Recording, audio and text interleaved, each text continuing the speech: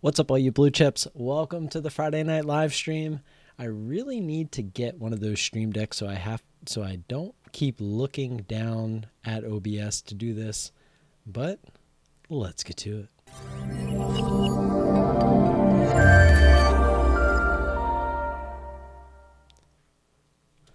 What's up, all you ladies and gentlemen? How are we doing on this fine Friday evening that finally feels like fall?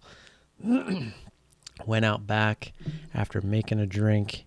Wow, that looks interesting because it's green, so you can kind of see through. It's more of like a bluish green, but I guess it's my special juice. Made up a fire in the fire pit, sat back there for a good hour and 15 minutes, and boy, did it feel good. Fall is finally feeling like it's here. Absolutely loving it. Stream Deck is useful for trading too for hotkeys. Interesting. Never really thought about it that way.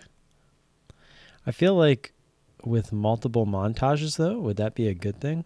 Speaking of which, maybe while we're doing the stream, I wanted to make something similar to the one that I had using the DOS platform, where it was just one big chart, so I don't necessarily have to have three little charts, so you guys can see a little bit better.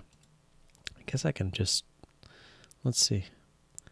Let me make sure I know this is saved, but let me see if I can save as. We can get a couple different ones in here.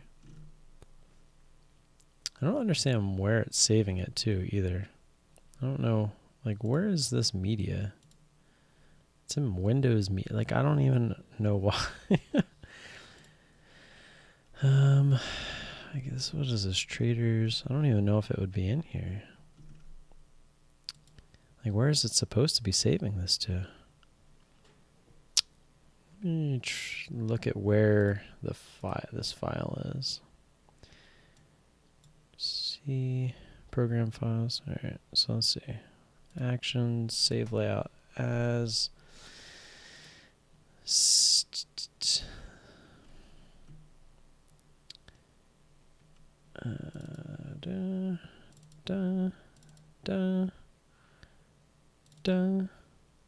Layouts. There we go. All right. So let's do 3 montage layout. Save. Okay. So now we should, oops, I always forget that it does that. So now we should be able to X out of this, X out of this, X out of this, X out of this, this, and I mean, I guess we can X out of that. And we can kind of just do this, do this,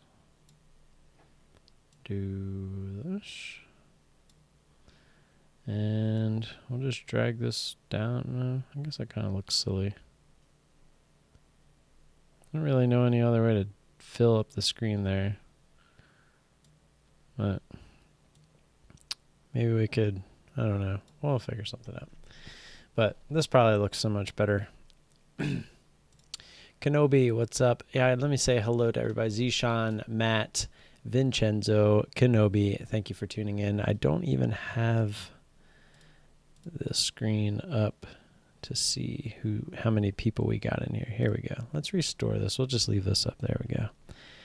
Add the chat box. You want me to add the chat box? I can do that. Let's see.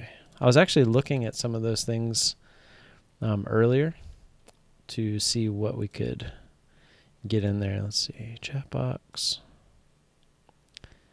Where am I going to put it, though? Like over my face?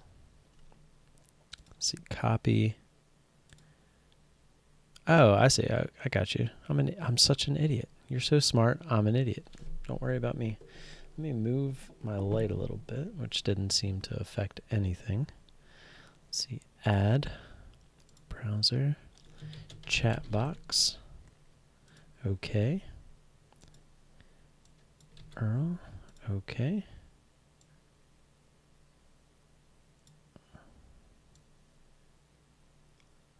how do I, it's not, it's not working like I want it to. Is it? Why do I feel like it's not? Oh, that's because no one was typing yet. Is it working?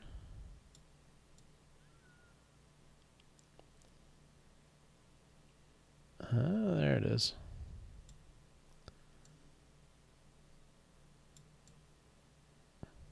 From Reddit.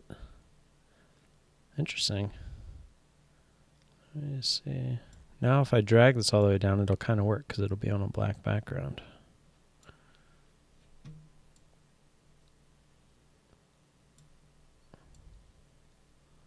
There we go. Kind of works. Yeah. All right. They were adding stuff to the stream. Let's see. I just found your channel recently. I dig that you're a stay-at-home dad. Well, if you dig that I'm a stay-at-home dad, then that's awesome because I am a stay-at-home dad. I'm sure you have heard the kids in the background during my videos, so I can't really hide them. They kind of make their presence known, whether I want them to or not. But it is a very rewarding thing to be able to stay at home with them, so trying to make this work, trying to learn how to do this while taking care of them, it's been interesting.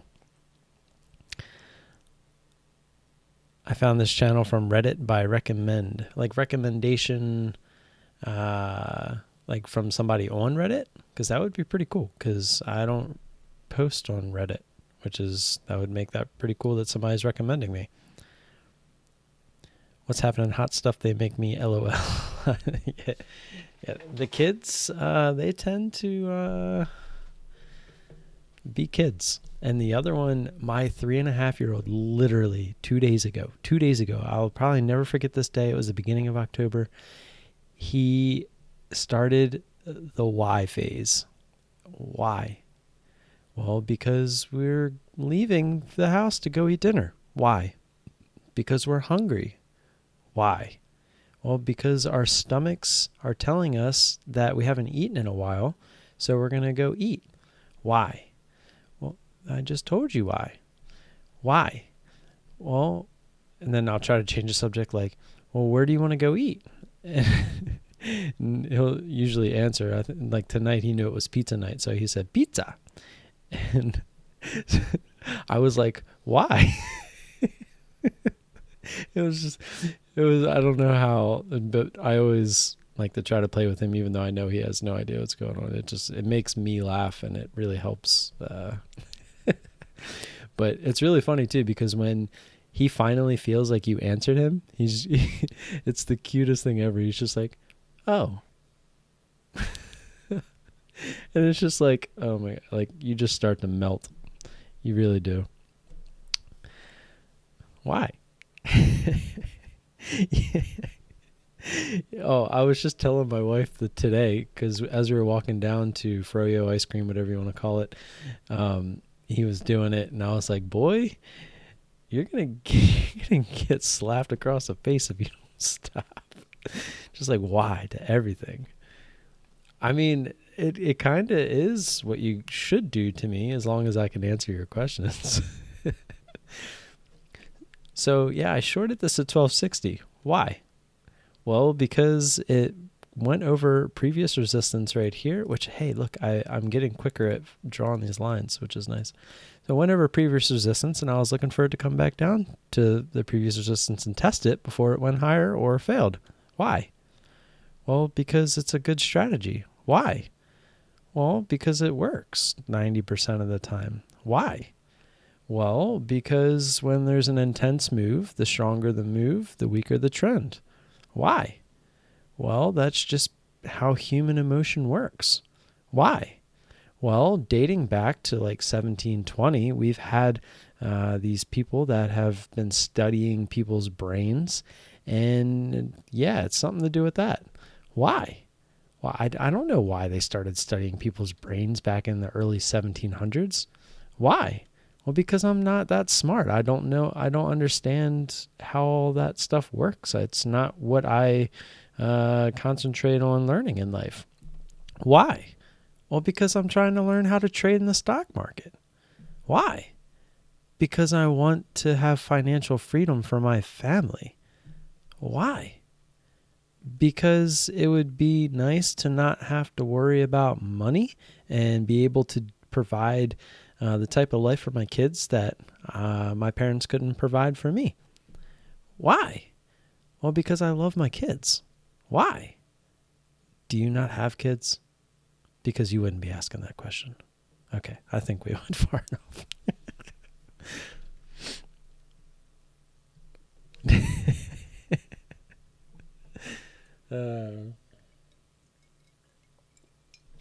Yeah, man. The 1.5-year-old, he's finally the first like 7 to 8 months of his life, the little one, he had an issue with constipation, and I felt so bad for him. I don't know where. I'll have to find it for next time, but we have an x-ray of him when it was really bad, and we had no idea how bad it was. But he literally had shit, poop, whatever you want to call it, backed up so far, it was like halfway up into his chest, like in his intestines. Like that's how bad his constipation was, and we had no idea. It was just so bad. Yeah, no balls tonight. You know, if Balls wanted to sponsor me, I'd be drinking that in every single video. I love Balls, but they're a little pricey. They're $2 a can. So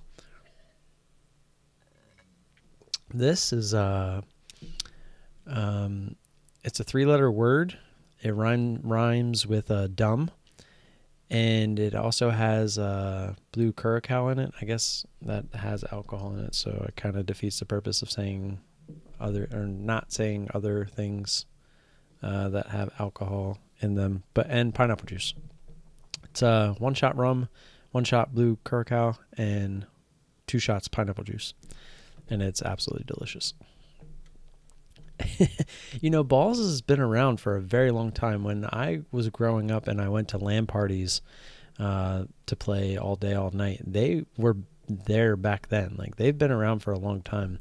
And it's literally one of the companies out there that just has not changed their recipe at all. And it's just so good. The original Balls flavor is just so good, and now they have that root beer. I love the root beer, and hence I bought the case of it. I love the bottles better, but you get twice as much for getting the cans, so it just made no sense to me not to get the cans. It's Dr. Pepper. Well, we used to have a slew of different drinks, but it was Balls, Mountain Dew, pretty much just Balls and Mountain Dew. That was the that was the two. I am saying balls. That's how you say it. It's spelled balls. BAWLS and BALLS are pronounced the same exact way. They're balls. There's really no way around saying it. Real quick, just to go over my 2 trades today. 3 trades, technically. But AVYA, I pretty much explained to you why I got into this trade already. But I just wanted to show you guys how often this happens. It happens all the time. You have a previous resistance set. It goes through. This is why I love having the previous resistance, and I love seeing it high of day, because it's so hard to find a time where it doesn't do this. And I'm actually going to show you an example on my next trade where it didn't, at least on the first try. Where it comes down, and if it wants to continue higher, like if it's going to be a strong stock on the day to move higher throughout the day, it's going to most likely come down and retest that previous high or previous resistance before continuing. And that's exactly what it did. We had a little U shape. We broke out right after the bell. Not right after the bell. It was actually a little bit after, like 5 minutes in. And we got the move back down. It tested it. Sometimes they'll continue down and they'll fade the rest of the day. That happens. That's kind of what we're looking for. Sometimes when we have leftovers, that's why, is because we're looking for that to be a fader for the rest of the day. But as you can see, this one decided to continue the rest of the day. So we actually got out at a pretty good time. I got out these shares a little bit early.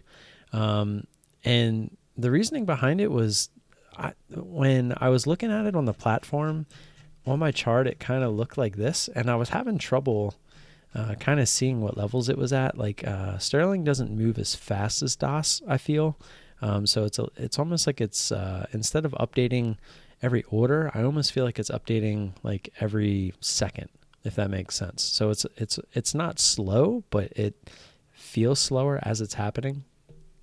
So I'm wondering if in the settings somewhere there's a way to change that. I'll have to look, but yeah, so we ended up getting out of this and it went high of day. And as you can see, again, we went through previous resistance and it actually was kind of testing that. It wasn't that big of an extension this time. And when it came back down through this time, it actually tried to continue down, but VWAP was there, kind of held it up, and it just kind of went the rest of the day. And then the other one we actually traded twice was PCG. So this thing, I don't know what it was. I'm assuming there was some sort of news, but as you can see, it kind of was gapping up. Well, I guess it would be from here. It kind of gapped up a little bit, and then right at the bell, this thing just took off. I don't know if it was news, short squeeze, whatever, but we actually scalped it real quick. We got in 10-12. It actually went under 10. It actually almost got under 90 for us, and we were looking for that 90 break for it to flush down into like the 70s to take it there, but we didn't get it. And we realized that if it was coming back over 10, it was most likely going to continue. So we jumped out when it got to 10. And we decided to get back in. Now, I still don't know how to zoom in on a specific area on this chart. Oh, there we go. So when we shot back up, I was it kind of felt toppy right here. And so I jumped back in, and then sure enough, like literally right after I got in, it shot back up, or because it paused, and then I hit the button, and then it shot up here to, what was the high there? 1036. So it was 10 cents more. And then it came right back down, and it kept trying to go lower and lower. So I was using this high as if it wanted to consolidate here for, my rule is like 4 to 5 minutes. If it's consolidating and then tries to go higher, the odds are it's going to continue. So I just realized that I got in a bad spot here, and I said if it goes high of day, part of the strategy, we're just going to cut it. So we did. And as you can see, it was a good cut because it went all the way up to here.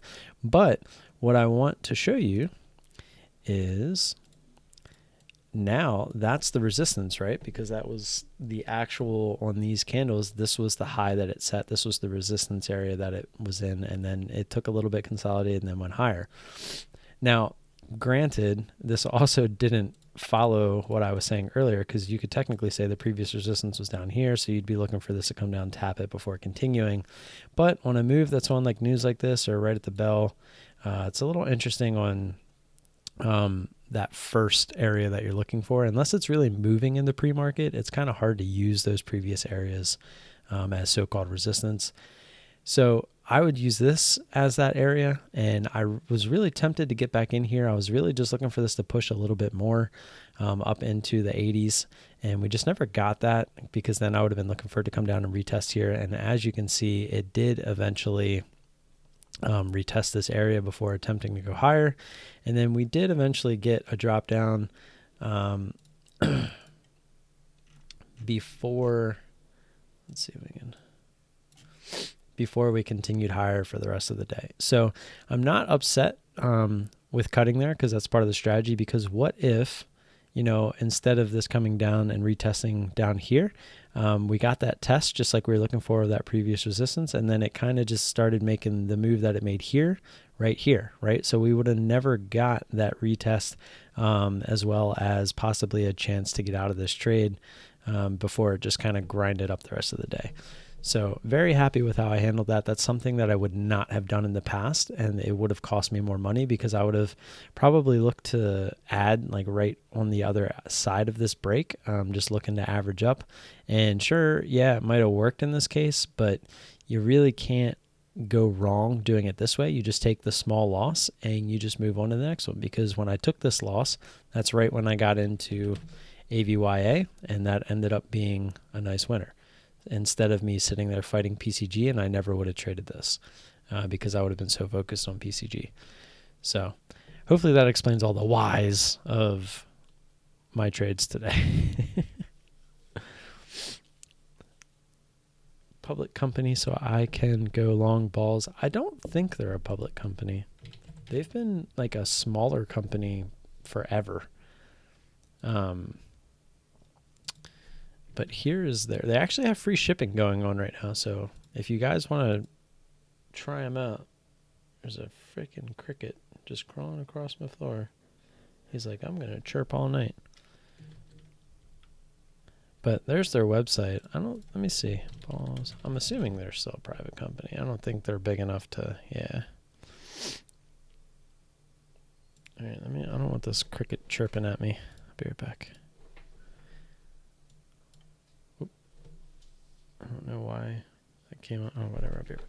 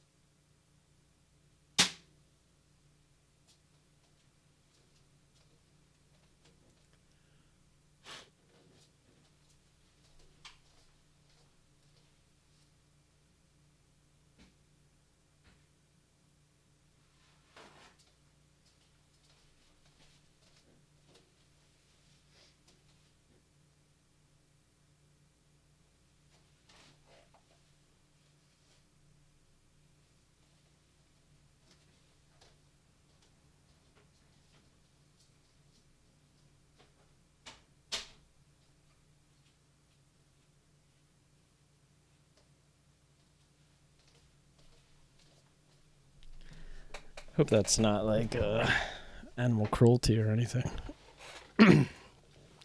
Wasn't on camera, so. Balls look good. Dude, they are. They're so good. I would drink one of those every day if they weren't so expensive. I used to drink one of them every day.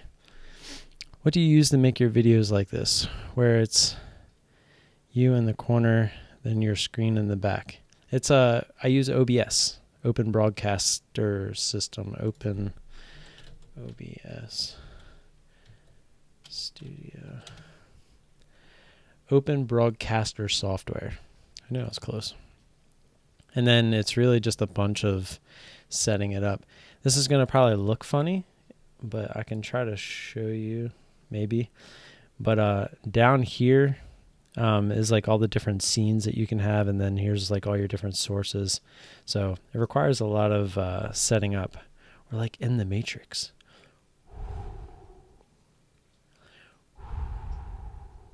Oh, I want to show you guys something. I'm going to go to a blank screen real quick. I don't have me on there. That doesn't work because I need the thingamajigger. I guess I can just do it on here. Is balls like a normal drink, or does it have alcohol in it? No alcohol. It's got guarana in it, which is basically a source of caffeine. Getting a stream deck? You're getting one? Can you get me one too? I'd appreciate it. A Steam Deck? All right, you need to learn how to spell. Oh, I want to. To be honest, I would only need this guy. I wouldn't. That's the 15. I think is just the one that comes up standard. But I feel like something like this is all I would need. It would just be so nice because I'm always looking. I have to look down at the OBS to hit intro and come back to the main screen and stuff like that. Where this, it would only take me a couple times to get used to it, but then I could just feel and press. I wouldn't have to. I guess I could just set up hotkeys, right? I'm an idiot. I don't need a Stream Deck. My keyboard is basically a Stream Deck. Look at this. It's going to be backwards for you guys, maybe. Yeah. But see, like I have all those extra keys over there on my keyboard. I could just use those. It's basically a Stream Deck right there. And I've thought about using those for trading for hotkeys, but decided against it for the simple reason of I just don't like hotkeys. Wonder if you can make one with a tablet. Yeah, you probably could. Hey, Volatility, hope everything is going well. Yes, it is. Circuit in the house. We gave away tons of Circuit for the 500 sub giveaway. That was pretty cool. Felt good to give back. It does. I love giving back. It makes me feel nice and giddy inside. No need to type and not eat at the same time. There's a video making a second dedicated hotkey keyboard. Well, you ever see the keyboards that they use in some of the movies? They got like the special keys on them. Even in the show Billions, they have them. But to me, it really kind of makes no sense. Okay, so I don't want to get some kind of like copyright. So let me turn the sound down. Well, he's got his stuff in the bottom right. So what I want you to do is let me bring OBS up. This is just kind of part of the free-for-all. But I'm going to bring up this video. And what you're supposed to do is stare at the screen right at the red dot and stare at it until it disappears. Here, I'll just put this. Oh, I don't think you'll be able to hear the sound. Let me fast forward and see. Okay. So stare at it until he comes back on the screen, which is about like 30 seconds. And then right when he comes back on the screen, go from looking at the red dot to the palm of your hand. And it's going to freak you out. All right, you guys ready? Oh, there's so much light. Oh, the reflection. I can't get rid of the reflection. It's probably the best I can do. Just stare at the red dot.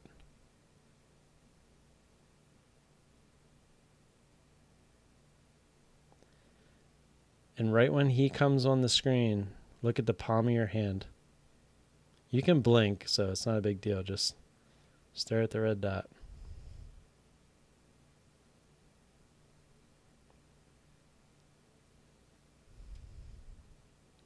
Keep staring, keep staring.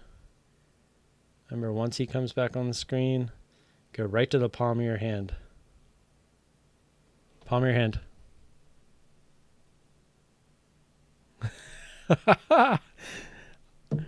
It worked for me, and I was watching it through OBS, so I know it worked for you guys.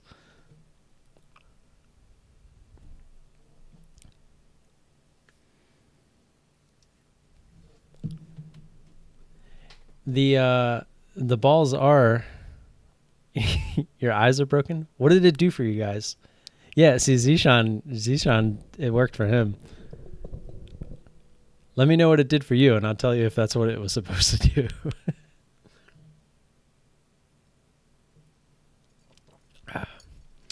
Can your keyboard do this? Make any key a macro? Yes, it can. No rabbit holes tonight, Tom. But I'm glad that you're here to keep me from going down them. It didn't do anything? Seriously? It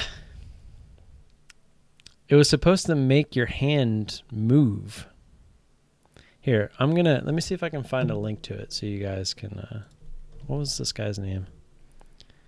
It was on that TikTok app. I was bored while pooping earlier, and an ad popped up for it, and I was like, I've been seeing a lot of people do these dances. Let me just waste my time doing that while I poop. I saw that, and I was like, oh, this is pretty cool. TikTok, the card guy.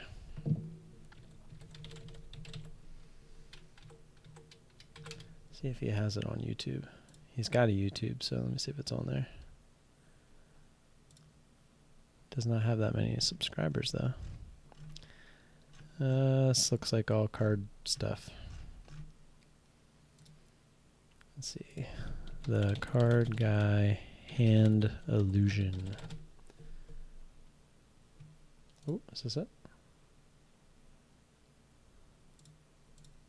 Where's the sound? See, he's under a different name on this one, but this is it. Okay. You guys already know what you have to do. See, it worked for Zishan, so I know it works. But click on that. It's going to bring you to the video. So the video will start, and I don't know if you'll have sound, but I didn't have sound. But I wonder...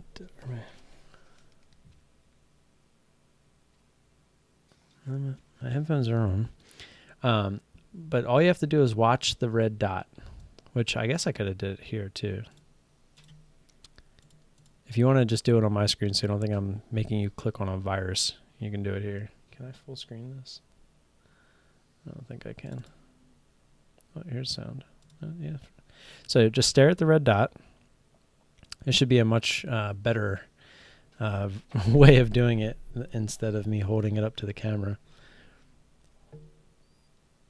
And then right when he comes back on screen, go right from the red dot to the palm of your hand. Zishan's like, I don't want to do this again.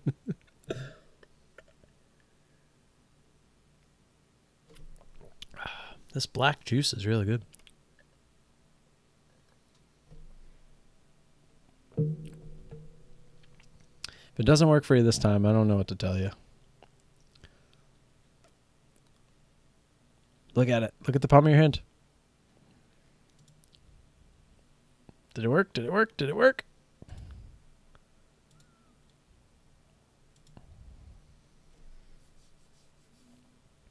It is really cool. It makes you it makes you go, what's going on here? Why is my hand doing this?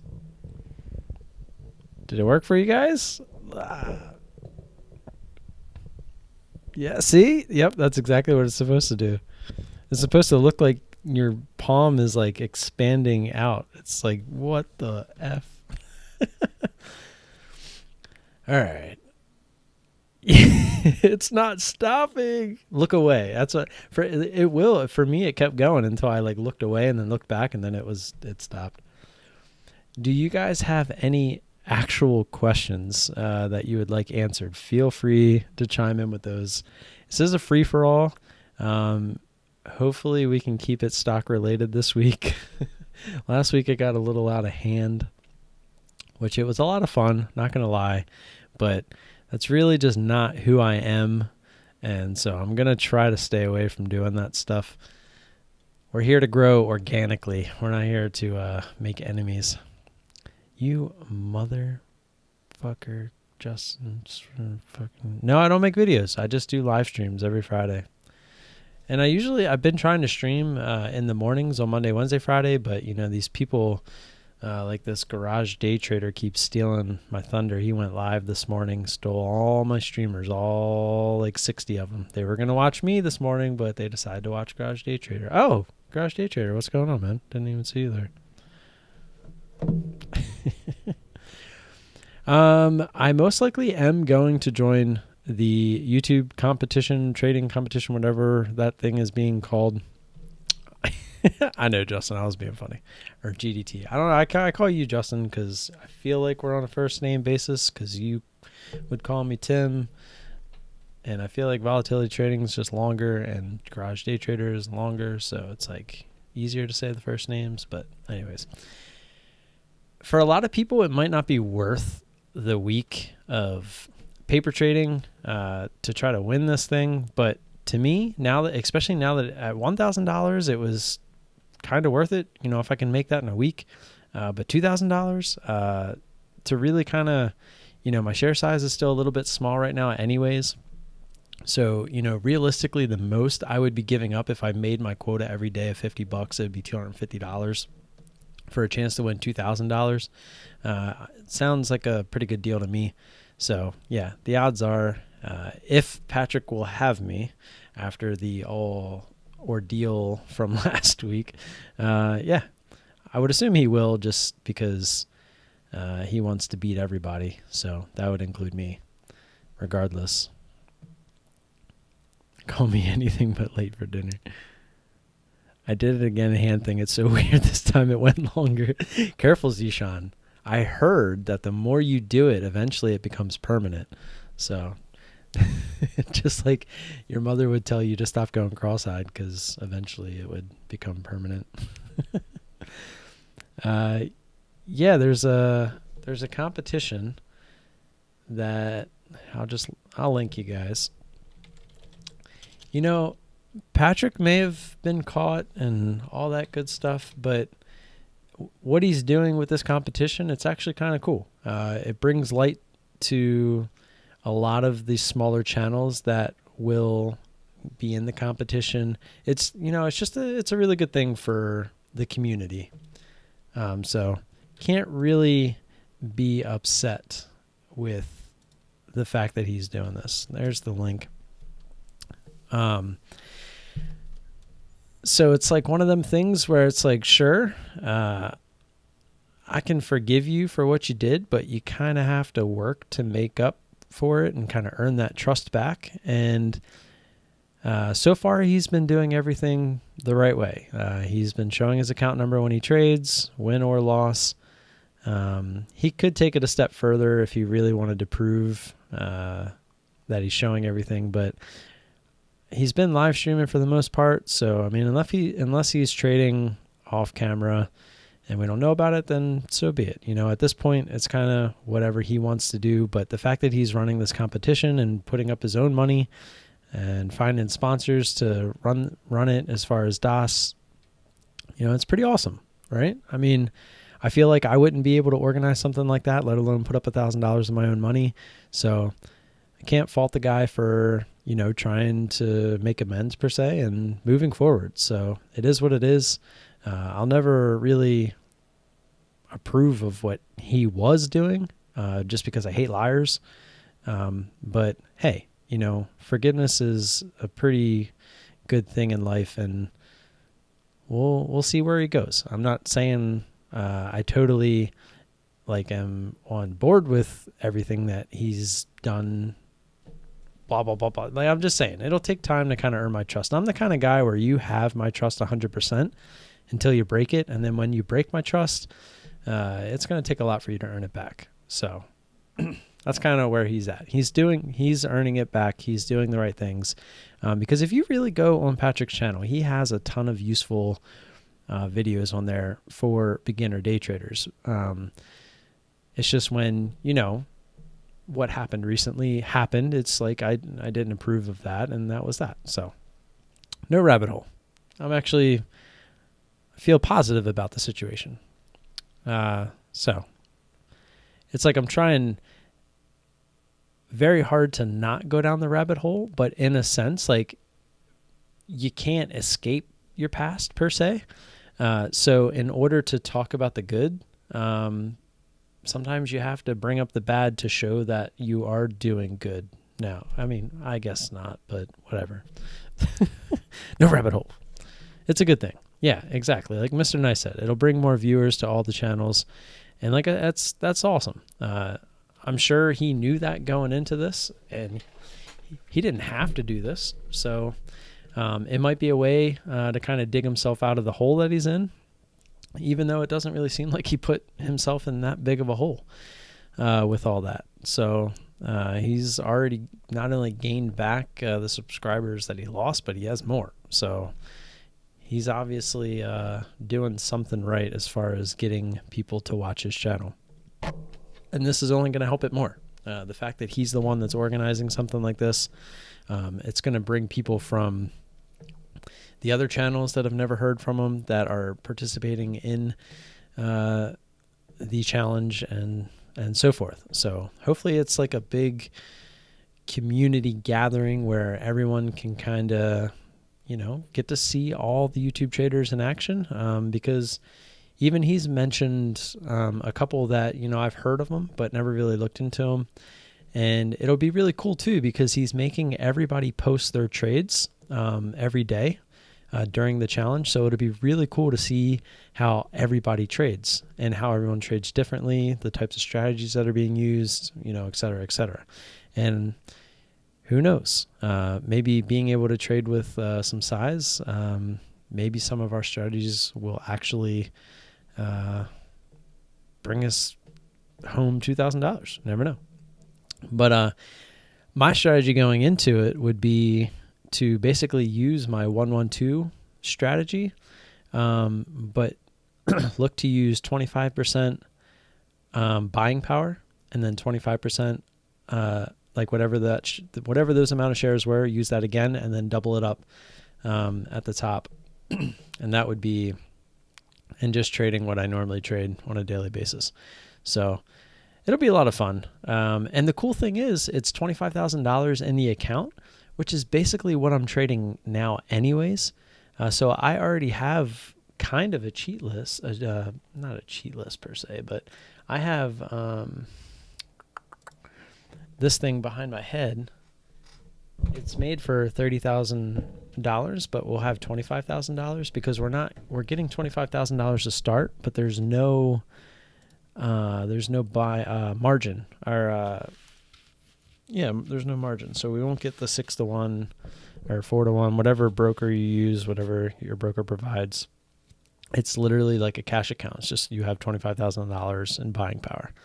So, and then by the end of the week, it'll go like that. So I'm basically trying to say, like, if I were to make money on that first day, my buying power would go up. That's why I'm going to set my hotkeys to 25% buying power on that first position, first entry, and go from there.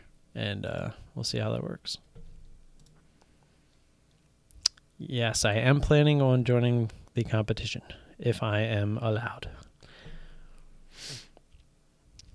Well, and that's kind of what I'm thinking, hey, if we win this thing, it's $2,000, but it'll probably really help the channel. It'll bring some people to the channel. And because, a lot of people, like most of you that are here watching, I really do consider you guys what I have been calling the blue chips, and Garage Day Trader might throw up in his mouth a little bit, but you guys aren't here to look at the big numbers that a lot of these guys are trying to put out, trying to spit out, hey, I'm here for $1,000, I'm putting up $1,000 a day, I'm putting up $2,000 a day, whatever it is. Or some of the crazy guys like, I just made $100 and some $1,000 today. You guys are here because we're talking strategy. We're trying to learn. We're trying to grow. We're trying to beat the longevity of the market. We're not here to get rich quick. We're here to make a living out of this. We're here to figure out something that's sustainable and keep it going. So that is why we're here. That is what I am here for. I want to be able to take money from the market on a daily basis and make a living from it. That's my end goal. So if it takes me starting at $50 a day, and I can consistently make $50 a day, when I get to a point where I feel comfortable that my bankroll, equity, whatever you want to call it, is at a point where I can try to up that to $100 a day, that's what I'm going to do.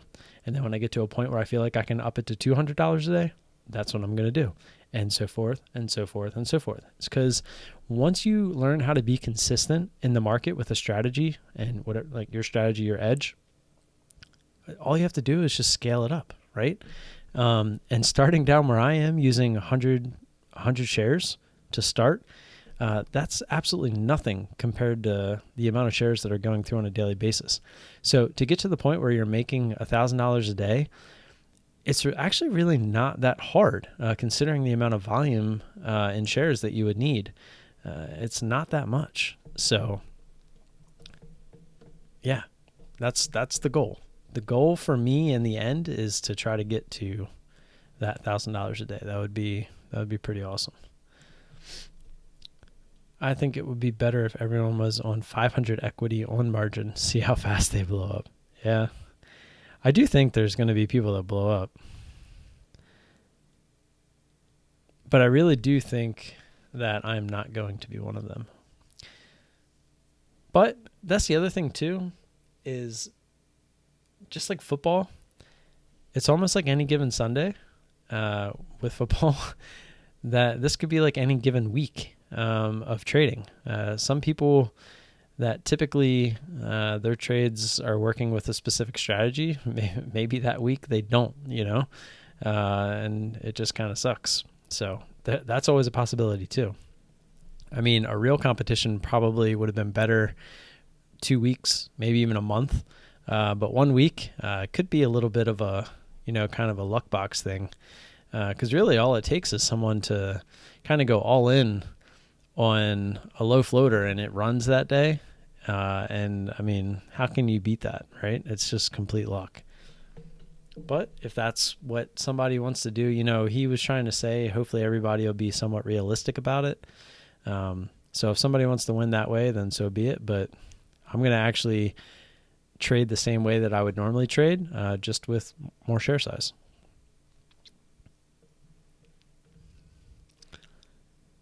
Well, yeah, I've played sports my whole life. I get that adrenaline. I don't know about you guys, but like all day, I pretty much want to, or like all morning, I'm just like, all right, just kind of waiting for the market to come close to open. But literally like at 9:28, 9:29, I just get the like butterflies, every day. I'm just like I'm prepared and I'm ready to trade my strategy, but I still get those butterflies every day. It's so awesome. Like I love that feeling. It's like, let's go. I don't really know what the actual amount would be. It would really depend on the price of the stock. So let's bring up the calculator. So like on a 1328 stock, so 25,000 times 0.25. Right, divided by 1328. So my first entry would be 470 shares on this stock. And then if I wanted to hit it again, it would be for 470. And then my last entry would be for 940. So that's how that would work. That's going to be my strategy going in. I'm going to use 25% of my buying power, which would be 25%. This is all going to be on a hot button. It'll just be, I just hit the button and it'll give me 25%. And I'll hit the button. And then the second ad, I'll just have to manually type in whatever the amount of shares it gave me. And then the third one, I would just double it and go from there. That's it. And then if my buying power goes up because I won a trade, we'll just do it again. Because when I'm hitting the button, it'll be based on my new buying power. I plan on it. I plan on kicking some ass in the contest. And, worst case scenario, if somebody does win by like some low float fluke by going all in, I'm not even sure if I know he had a max trade per day. I think it's of 10, like a max of 10 trades per day, but I don't think he has a minimum. So like if you just on the first day, just go all in on a low floater and it takes off, like, I guess you could technically, since you're being updated every day by him, because I think he says he's going to do that too. He's going to go live every night and kind of go through like a leaderboard type thing. So if you're winning, I guess there would be really no reason to trade, to risk it until someone possibly catches you. So I'm not sure if he thought about that, but yeah, who knows? I watch your trade from time to time when you short stuff, verify short float. If over 20% don't short, it will squeeze you. One of the two of you better win, as in between me and Kevin. Yeah. I mean, and what I was going to say is, real quick, Mr. Nice, can you kind of re-say what you were trying to say? I'm not exactly sure I understand what you're getting at. I'll reread it in a sec, but what I was getting at is even if I do run into somebody who ends up winning from some kind of a fluke like that with the low float play, hopefully, we finish like second or third, right? Because if there are, like 50 people entering this thing, just being up there at the top will bring, recognition to the channel at least, which would be good.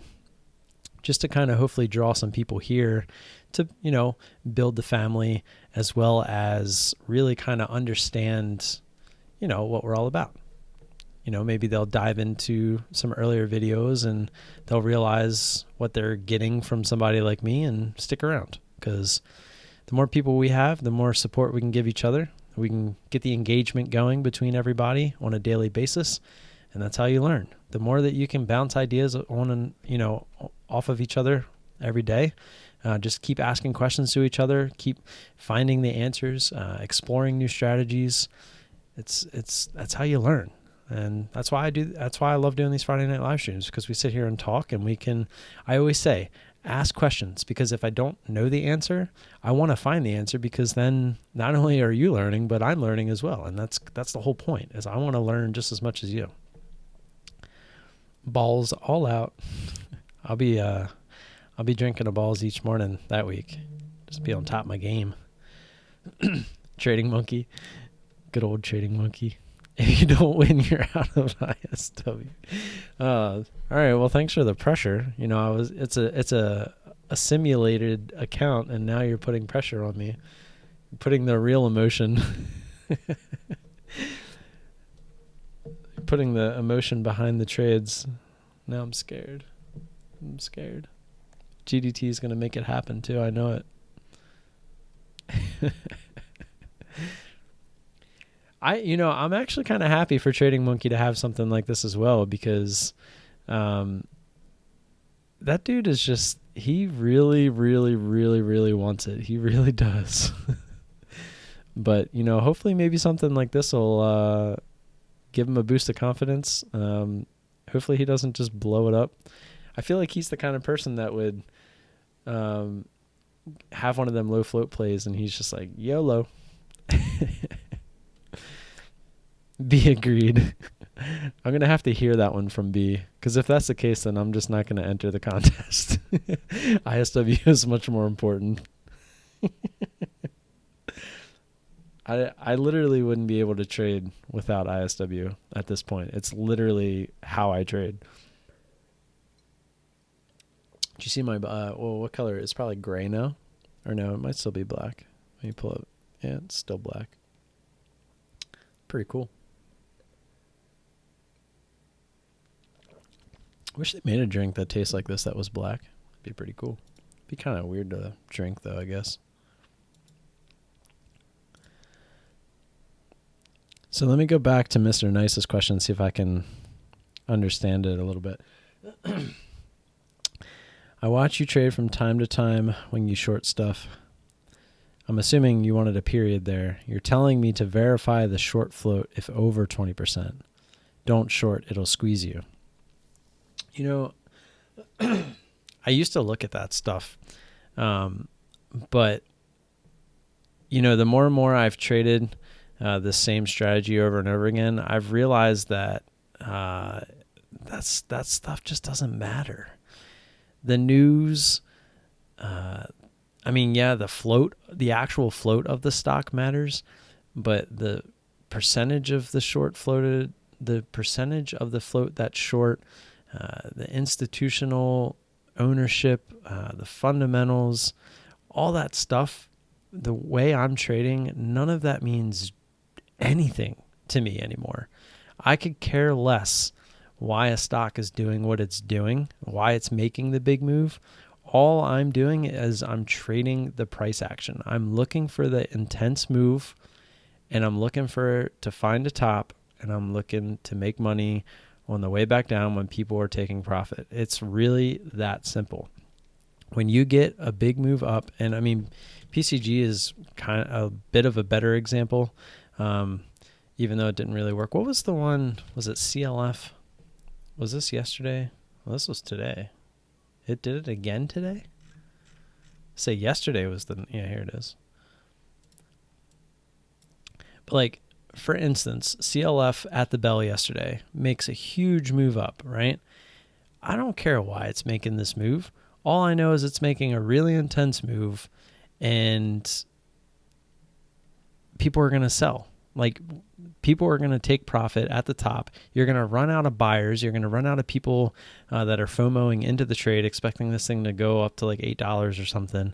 And when that happens, when people realize it's stopping, and not only are you getting people shorting, you're getting people taking profit, and then you're getting people that FOMO'd in up here realizing, oh crap, it's stopped, it's not going to $8, and they're selling as well. So you just get, and you're going to get on any big move, you're going to have some sort of pullback.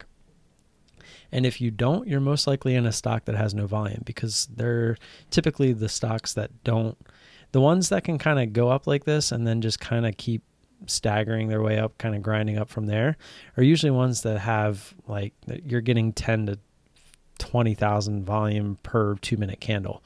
And you really don't want to be in those trades regardless of how good the chart looks, because I feel like every time I get into those things just grind. And every once in a while, I'm just like, man, this chart looks good, and I'll trade it, and it just keeps grinding. And it's like, why did I do that? I do it every time.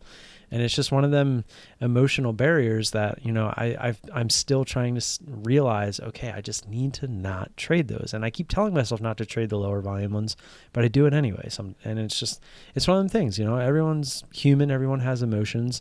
And it's like, you see that chart and you're like, oh, this has got to pull back. And it's like, well, if there's nobody there to, like, because I always say, if it's a low volume stock and the only people that are showing up to that low volume stock are the bulls, then what's it going to do? It's just going to keep climbing, because there's no one there selling, there's no one there shorting, the volume isn't even per se. So if you don't have that big volume for it to kind of get the human emotion factor involved, then it could just potentially kind of keep grinding higher. So that's why I try to stay away from this. But this is a perfect example of what we're looking for. The bigger the move, the weaker the trend. And in this case, with people FOMOing in, and now they're stuck in, like, they might have been looking for the 750 break. They all bought for the 750 break. It got up to like 758. What is it? 759. And all the short sellers are piling in. All people from down here are taking profit. And now all the people that FOMO'd in are like, crap, it went right back under 750. They're selling. So you just get these big pullbacks. And that's what we're looking for. We're looking to get in as we find the top, and we're looking for these big moves down. And hopefully we keep some leftovers in this case to continue all the way down here. And that was a pretty big move. So, yeah. But isn't Coke black? I mean, yeah, I guess it could be. Funny mentals don't matter. So, they matter if that's part of your edge and your strategy. But for me, they don't matter. That's not how I trade. Excuse me. Run a short float scanner. You will see the gappers alert on high float and even intraday runners. You got squeezed today. Look up the short float on the stocks you traded. Min 300K volume pre-market. When did I get squeezed today? I didn't get squeezed today. I traded PCG. I scalped it, and then, I guess you could call that a squeeze, but that's not really a squeeze. Plus I got out, so I didn't get squeezed. I just covered. If you were to hold through this and you were looking to add instead of covering like I did through this consolidation, to me a squeeze would have been if it went all the way up into here. That would be a squeeze. This is just kind of a, failed breakdown and just kind of a mini breakout again, and kind of formed a descending triangle. Failed. Sort of didn't really go high of day, so it didn't really fail. So if you were looking to trade this descending triangle and you're risking off high of day, you still got that descending triangle. It broke down through. So this is not, I guess our definition of squeezed is a little different.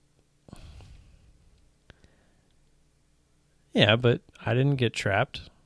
The old me might have got trapped, but even if you are calling this part of getting squeezed, it gave you opportunity to get out. So if you didn't get out here after this, then, I don't know what to tell you. Because at that point, VWAP was up here. You were considerably lower than VWAP, so you should have realized that this was your chance to get out.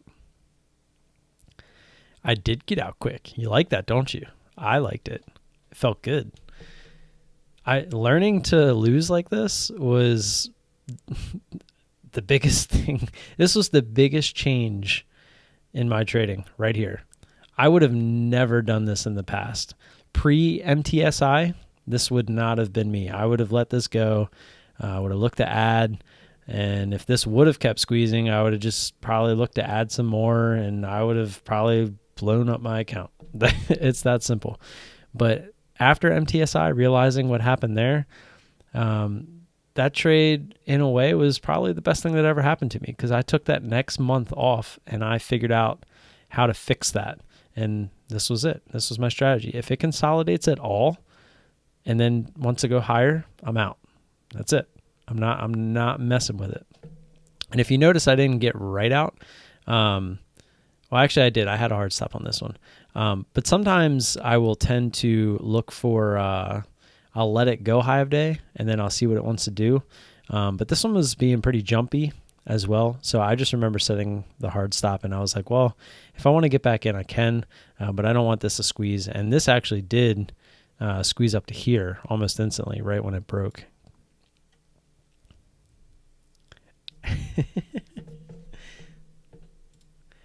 If I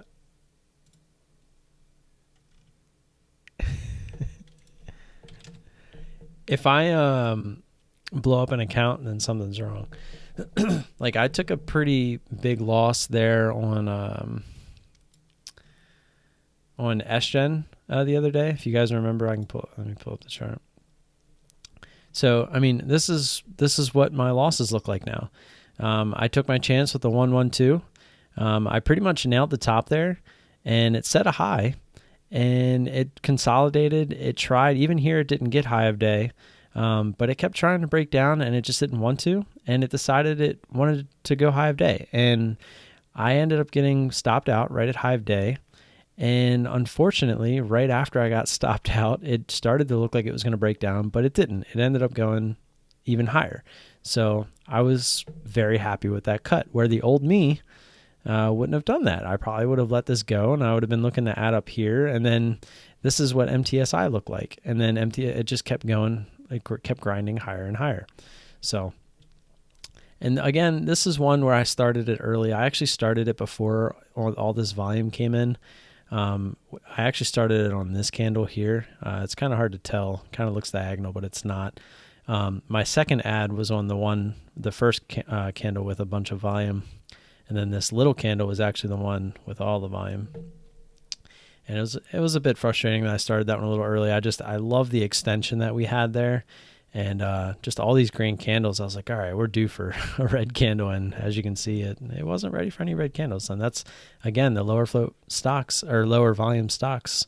If no sellers are showing up to really kind of put some pressure on the stock as it's rising, then these people will have no reason to sell, right? So if they have no reason to sell because it's not even attempting to move down, then they're just going to keep holding.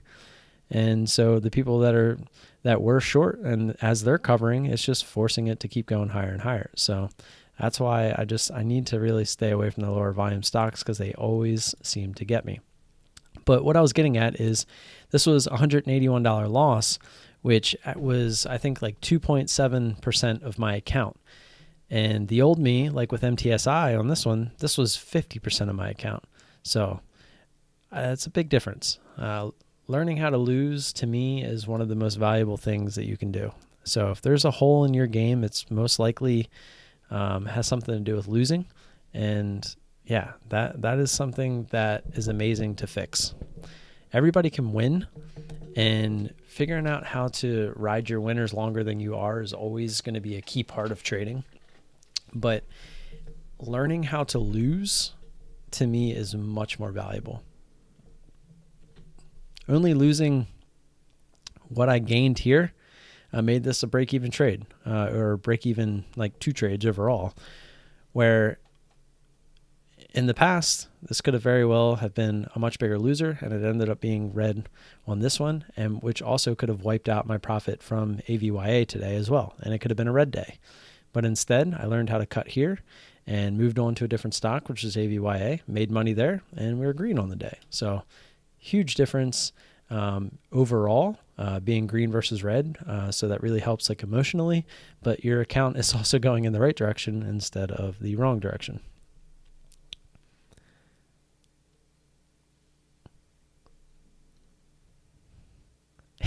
But if I do ever blow up, Kevin, thank you. I will definitely blame my kids.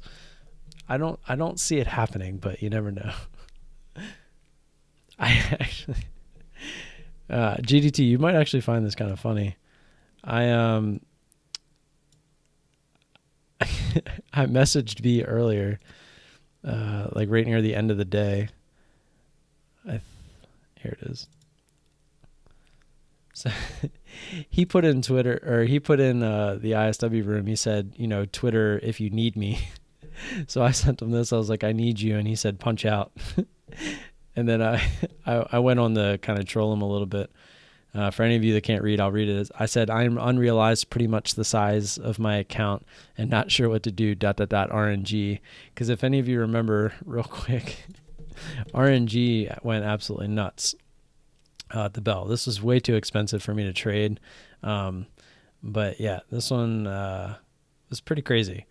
But even this one, look at the move it made. Don't look at the numbers over here and how much it costs and like how many points it was, but just look at the chart, right? It comes up, makes a big move. But say you got started somewhere in here and you like 1, 1, 2. Well, guess what? You can at least get out break even here before it decided to squeeze. And if it doesn't, this is your obvious cut line, right? That's where the strategy would make us cut. And then again, if you were to get in looking for that previous resistance now, which is here, coming up, extending away from it. If you say you got in here 1 and say you only got a second ad like right in here, well, guess what? Your average is somewhere around like here-ish or higher. And look at the move you got back down. And I mean, just create, like, if you're, these are the types of moves I'm looking for, and I would have obviously been taking some profit somewhere in here and then looking for the rest of it down towards that previous resistance, and then it actually continued through, kind of chopped through, but it did continue through and then kind of did what it did the rest of the day. But yeah, back to the photo real quick. He was just like, what the fuck? And I was like, yeah, I started it way too early and too big, just never got the pullback. I was a deer in headlights. And he was like, where, show chart, and WTF. I was just like, got him. Got him. And then he gave me the old motherfucker, because that's what I always say. Thought that was pretty funny. Yeah, I think SGen kind of got everybody. Mr. Supercharged, what's up, man? I just saw you up there. Blue Chips, what's up? I just love it. GDT can just puke all he wants. I think that's such a clever name for everybody. Blue Chips. Love it.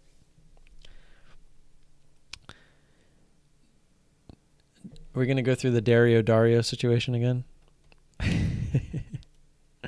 Is our budding superstar. Dario definitely has some skills. I think everybody in Team ISW, like all the newer guys that are in there, posting some solid charts. A lot of quick learners in there, that's for sure.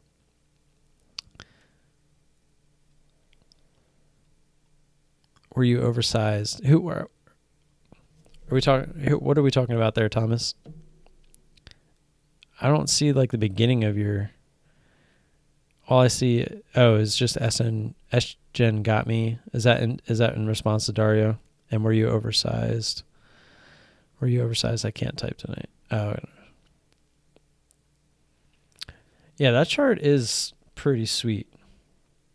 I mean, because even if you B smashed it, like if you were like 1, came down, got out some of it, even if you started it early down here, like 1, 2, 2, probably get out some here. It goes 4, 4, and then look at all the money to be made there.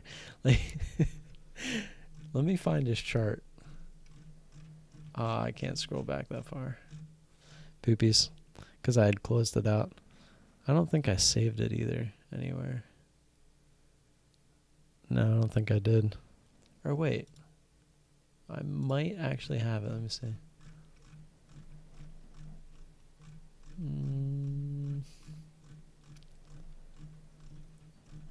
No, I don't think I do. Oh, no. Dang it. Needless to say, it was kind of crazy. It's pretty awesome, though, too. Some of the times looking at Beast charts, you're just like, I'm doing this all wrong.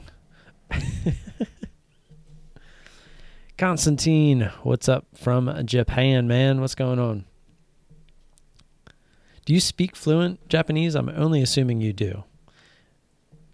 That is actually a language that I attempted to start learning on my own. It is very hard, so I decided to stop learning it. Kev, that doesn't make any sense. 112 either write or write out. Are you saying either write or write out with your final add? That's if you top tick shorts covering. What are you talking about, Mr. Nice? That doesn't even make sense. Top tick shorts covering. You cover your shorts at the bottom. You don't top tick your covers. If you top tick your covers, it sucks. I don't even know what that was in reference to, so I'm sorry. You have to remind me. Who's Tim? I don't even know who Tim is. There's another Tim that has been in here before.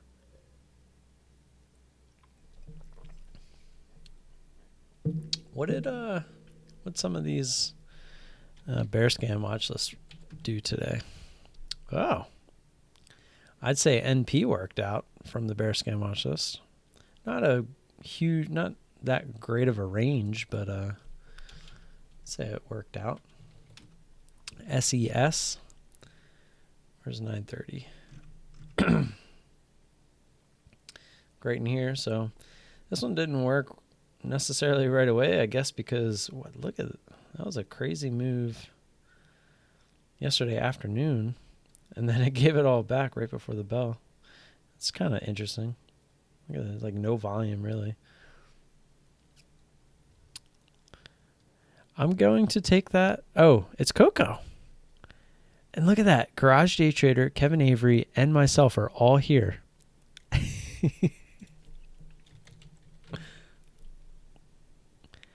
Netflix. Look at that. GDT, I was watching you today, and I remember before I had to get up and start making lunch, you were looking along this, but it started chopping, so you didn't get in. And then just out of nowhere, I literally came back after laying my son down, and I was starting to eat my dumplings, and it was like right as you got into Netflix, and I was like, oh, look at that. And yeah, you killed that one. That was good. Could have held it a little bit longer. Coco is on the prowl, guys, so just be careful. What's up, Coco? Welcome. ISW, baby, that's what we do. We don't quit. This is what we're here. We get so bored. You know what this is? All that time we used to spend just going over charts, looking at daily charts, doing all that jazz. We don't know what to do with all this extra time that we have now. So you say you're the number one gamer girl, Coco. What games do you play? Yeah, it was only 30 shares, but you made $30. It's pretty awesome. I mean, I remember making a trade the other day where I only used 50 shares and I made $60. It was on paper though, because I was testing out the platform. But I mean, that's amazing. That means you got over a point. So nothing to shake out there. Trader boy. Let me guess, you're the number one trader man.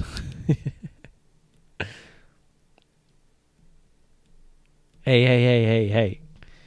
Don't you? I'm going to ban you, Kevin.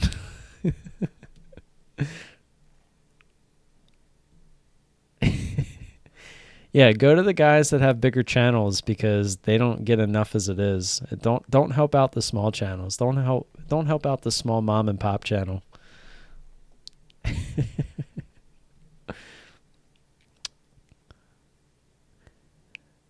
um, it depends. It depends on what you're looking for. By the way, Zishan, if you're looking for just we have what's called the Elite version, which gives you both of the i3 scans, the up and down. It gives you the up and down gappers, and then it gives you the tops list. Here, I can show you real quick. So you would get the minus i3 scan, the plus i3 scan, which I have on my other screen, and then you get the gap up and the gap down watch list, and you also get this tops, which is kind of a moving watch list. So throughout the day, it'll tell you the most active stocks, the stocks with the biggest range on the day, the biggest percentage gainers, and the biggest down percentage losers. I was going to say gainers again, but that wasn't right. But everything else that you see, including a bunch that I don't have on here, like you can have a high of day, low of day stocks, scanner. You have red and green, eyes on alerts, unusual volume. There's a bunch that I don't even have on here that come with the platinum scanners. And one of the big things too is on the i3 scans, which for some reason, it's because I reloaded them. On the i3 scans, you have the float with the platinum scanners, but with the elite scanners, it does not include the float. So we've really found that to be a huge upgrade because when you look at the scanner, you don't have to go find the float on your own. It's just right there, which is really nice. So, yep, that's that. Excuse me. Of course you want to help the small channel and your roots, right? So you learn the most from me. Just admit it. Tell GDT and Kevin that that's where it's really at. And yeah, here, let me get the link for you too, so you can go take a look at the prices. I think I don't know, is it 20%? I think it's 20% off. I have a whole video where I go over the scanners as a whole. Let me give that to you. Yeah, Zishan, whose channel did you find first? Go ahead, answer it. You can be honest. I like honesty.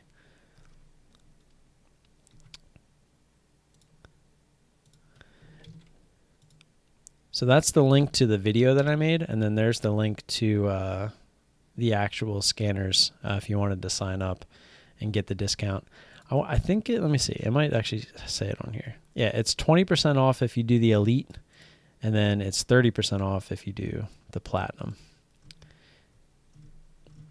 And then if you were interested in trying to be part of the team, that's something you'd have to message me about, and we can talk about it.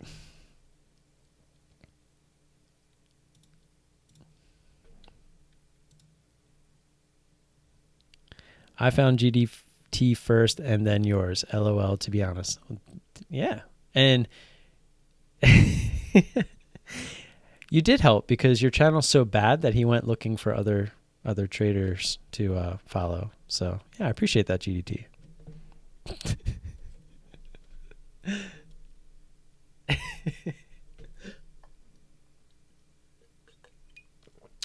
No, me and GDT just like to get at each other.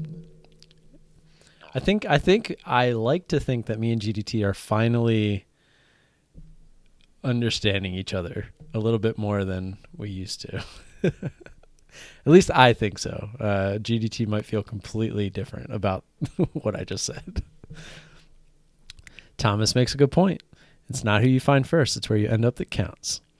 Weren't they like $1 gazillion for the scanners? I mean, it's not $1 gazillion, considering that one play off the scanner can pretty much pay for it every month. So it's really all in how you look at it, and I guess it really depends on the account size that you're trading with, as well as what's your tolerance for a value, like how valuable are tools to you when doing certain jobs, right? I compare that to like home improvement a lot. Would you rather hammer nails into the wall with your hand, or would you rather go buy a hammer and use a hammer? I mean, it's kind of a bad analogy, but I think it somewhat gets the point across. It's like, would you rather trade stocks without any help, or would you rather have something tell you when the highest probability setups are there at all times, and you get the cherry pick? I mean, you literally just watch the scanners and you get to cherry pick the stocks that are going. You have your edge, your strategy defined. You let the scanners do all the work for you. It's really that simple. So it's really just how you feel about that. How much do you value your time is another way to look at it.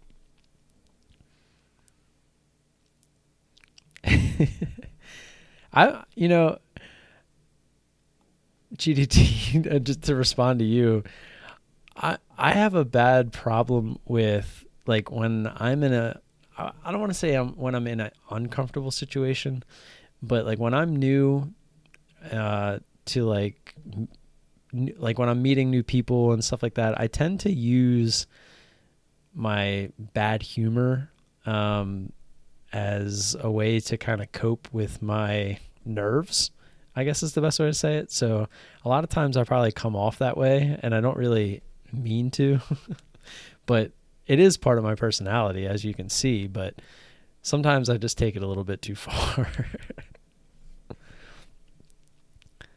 You have wasted one weekend of drinking and going out than what it cost for the scanner. That is so true. And technically, there was one time where I wasted, let me count, it was like 4.5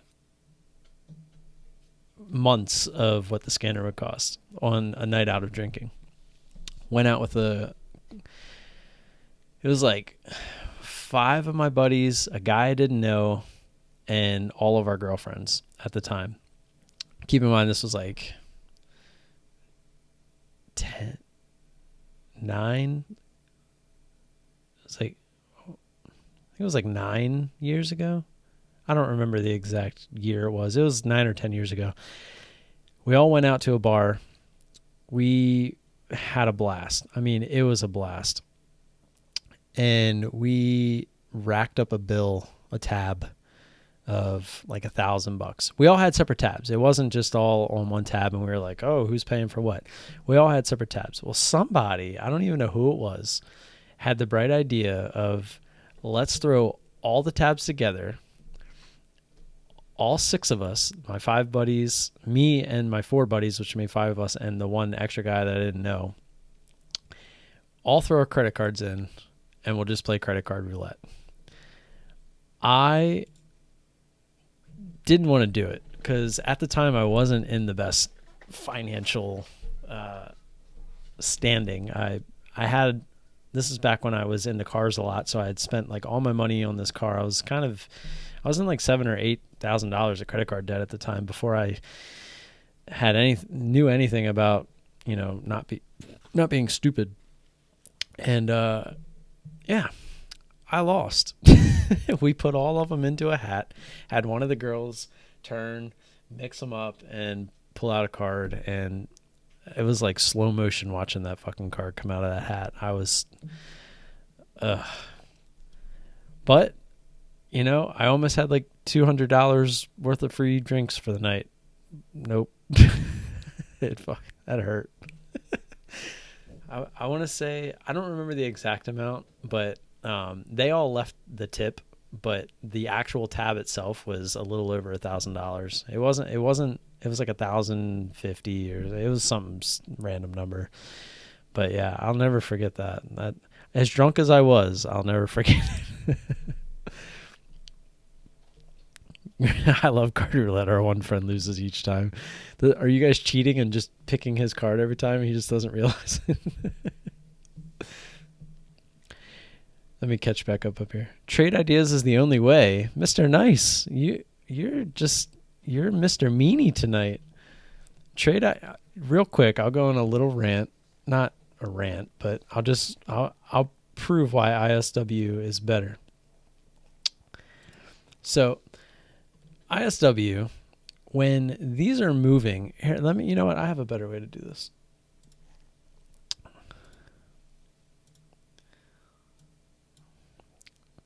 Let's just go to the video from today. So ISW, or let's just trade ideas. Pause.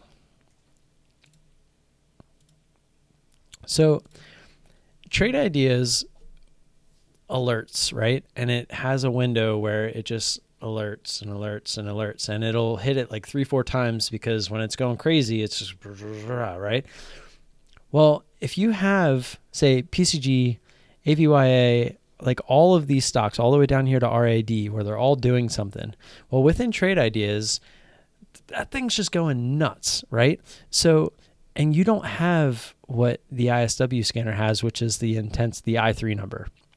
So the I3 number, it's always putting the move that's making the biggest move at the top. And once it's up here being alerted, you can literally, if there's multiple ones, you can kind of cherry pick from them. But in trade ideas, you would literally have to look at that scanner and say RAD, OilU, IQ, Snap, say those 4 came up first, or those are the 4 that you saw first. Well, by the time that you scroll through the charts on all 4 of them and realize that that's not what you were looking for, when in reality PCG and AVYA were the 2 that you really should have been looking for, but you just were scrolling through all these alerts that Trade Ideas was giving you, you're not going to see it. Where with ISW, it's literally whatever is sitting right there at the top, that's what you're looking for, because those are the highest probability setups that are forming. And with Trade Ideas, it's literally just constantly alerting you everything. So sure, every once in a while with Trade Ideas, you might pull up PCG first or AVYA, but a lot of the times you're going to have all of these in the mix, and you have to sit there and pull up each chart over and over again. And by the time you get to PCG and AVYA, you might have already missed the move. So, I mean, you can sit here and say, oh, you want the Trade Ideas is better, but there is not a chance in the world that I'll ever say that Trade Ideas is better. Trade Ideas caters to the 90% because with Trade Ideas, you can pretty much make a scanner for anything. So if your edge is some weird EMA crossover type thing, like you can make a scanner for that. And that's pretty cool. But if you're looking for the intense moves, like a lot of people are looking, like for whether it's low floats or, the mid to high floats, like I trade, ISW is always going to show you the big movers in the correct order. So you can take that for what it's worth, but Trade Ideas is bleh. All right. I would be a YouTube sensation if I could nail them into a wall with my hands. It's so true. Do you remember that the fantasy football thing? Was it ESPN that did them? Who was the guy that punched through the wall to catch the football? What were those called? Fantasy football commercials. Let me see. The Pick Me's. Let me see if I can find it. Here it is. I found it.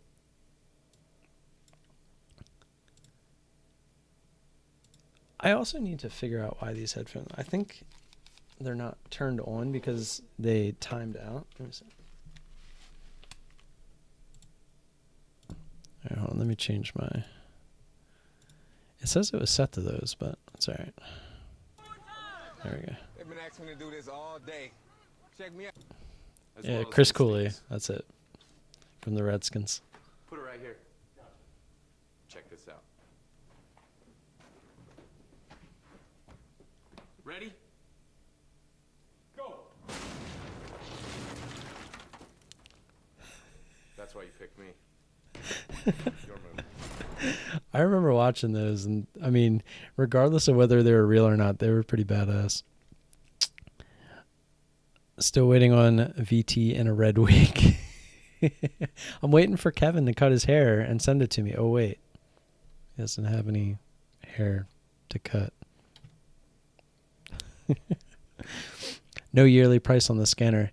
It basically is the yearly price, I think. Or I'm pretty sure if you want to pay yearly, that could be worked out. That's good. That's actually a good question. Something we could bring up to Brian. not positive about that. But if you want to message me, if you have Discord, that'd be the easiest way. Just go into the Discord. We can talk there. That's the easiest way to talk. Or you can find me on Twitter. That's probably the second easiest way. If you want to talk about that, talking to you, Zishan.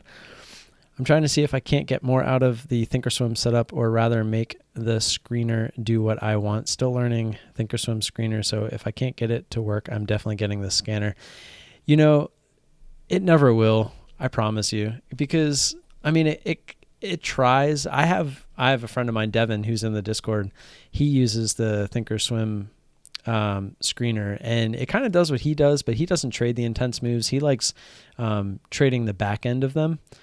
So he'll like kind of, his scanner will kind of pick them up, but it's usually too late. Like it'll kind of pick it up like as it's kind of at the top or as it's falling. Like literally it'll like pick it up as it's coming back down, kind of like it's just really slow. He's always saying, cause like I'll say something about a stock that's going off to him, and he'll just be like he'll pull it up, but then he'll be like, oh, my scanner just picked it up or something. And it'll be like over here. So he doesn't mind though, because he likes to try to play the second bounce, the sloppy seconds that I like to call it. So it doesn't really matter to him, but if you're really looking to make the big monies, like I like to say, and really kind of find those tops and the imminent reversal right off the scanner, then I don't know of any other scanner out there that does it. I'll just say that. Kevin, get out of here. Trying. Kevin's a salesman, man. He wears a shirt and tie. I mean, at least GDT wears a suit, not just a shirt and tie, Kevin. Just saying. Damn, I'm glad I don't drink. Why? What's wrong with drinking? Nothing wrong with drinking. Yeah, Trade Idea is kind of shit. That's why I'm looking for a scanner. Trade Ideas, you know, I feel like it used to be pretty cool, but I just feel like it's so outdated now. I mean, it just doesn't do anything special. It's literally, you can go like who was I just reading? Mr. Supercharged. Like he was just saying, you can literally almost make Thinkorswim's free scanner do the same thing that Trade Ideas does. So it's like, why would you pay for Trade Ideas? There is nothing else that does what Intensity Stockwatch scanners do. I can't wait. I should have my shirt, by the way, for next Friday. I ordered some shirts. I'm pretty happy about that. I don't know. I thought I saw somebody say something about shirt. Kevin Avery messaged me on Discord. Zishan, I will ban you. No, I'm just kidding. Even if you did go with Kevin, of course it would hurt my feelings, but I would obviously not ban you today. I'll wait till tomorrow. Yeah, GDT. I love card roulette. I don't. Ever since then, I actually have played it since then. Was it? Yeah. No, we almost played it the second time. I've played it one more time for real, but then the second time we were talking about it, but we never did it. I was trying to remember. I was pretty drunk that night, so I didn't remember if we actually did it, but I remember we didn't. I never played card roulette. I only paid for blackjack. What does that mean? Don't you always pay for blackjack? No, we have stranger pick. What is that? Stranger pick. Oh, stranger. Oh, yeah, that makes more sense than having someone else pick. Like, what if she knew the number and she was kind of, I mean, obviously she didn't. She mixed them up and then literally just grabbed it. Yeah. I couldn't make the last 2 Friday nights. You need to play the vid. ADT would just die if his card got pulled. GDT is probably the kind of guy, like, he could be a cajillionaire and it would ruin his night if his card got picked. Mr. Nice, you said, I want to see this. What did you want to see? And what video are you talking about, Thomas? Are you talking about the margin call video? Sorry, I'm catching up, guys. Kevin, you look like Patrick. No offense. I've been telling you, Patrick. I told you guys are brothers. Patrick. See, now I'm calling you Patrick. Told you, Kevin. If I had a choice between poop and TI, I would choose the poop. I don't know if that's a compliment or all. I think we both know, Kevin. Now, I wouldn't say, if Kevin, you're a good looking dude. I actually think you're, no homo, but I think you're a better looking dude than Patrick. No offense to Patrick, but if I had to choose between you two of who was the better looking redhead, I would say you. I'm not afraid to say a dude looks good. Does ISW have sound? Yes, it does. Every time, you can change it so it has sound, or if it doesn't have sound, like I can show you, like on this one. It has a bunch of different ones, but yeah, it'll alert you. So like, this is the alert that I get when a plus I3 goes off, and when a minus I3 goes off. This is what I have it set to. So those are the two there, but there's a bunch of different ones. You have that, the one that I just... there's a bunch of different ones. And our favorite one is this one. We kind of have a thing in chat where we say, I'm looking for a screamer. And that's why, because there's the option for it to scream at you.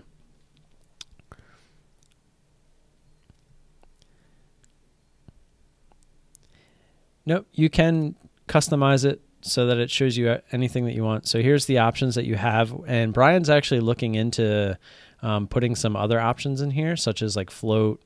That's kind of the big one, but just some other minor ones. But I mean, really the main ones that you need are volume. You can change it so the min I3. So like if you don't want to have some of the lower ones pop up, just that are kind of sitting there, because you're only looking to trade the really intense moves, you can set this thing to like 10. And so this thing will be pretty dry. I actually did this for a while. And to be completely honest, the only reason I changed it back to 0 was just for YouTube purposes, just so that there was a list on there at all times. But I'm never looking at anything under 10 if I'm like flipping through charts. And I mean, if it's like really slow, I might, but I'm not pulling it up with the intention of trading. I'm just kind of flipping through the charts that are there. But yeah, you can set that there. You can have your prices set. And they're really the main three that you need. But yeah, float would be really nice too, because like myself, I don't trade low floaters. So if I had the option of not seeing any of the low floaters, that would be really nice. Because sometimes those can get really crazy, and they'll be going off on the scanner, and you're just like, oh, I'm tired of hearing it. Like, I'm not trading you. Go away.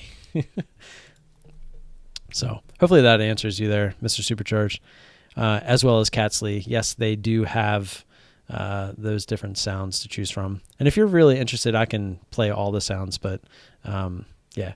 Oh, that was another thing that Brian said he was working on too, was the sounds, making it so that we could hopefully be able to use custom sounds. So if you wanted to make it whatever you want, so you could record one and say, hey, there's a stock going off, you idiot. And then that could be your alert per se.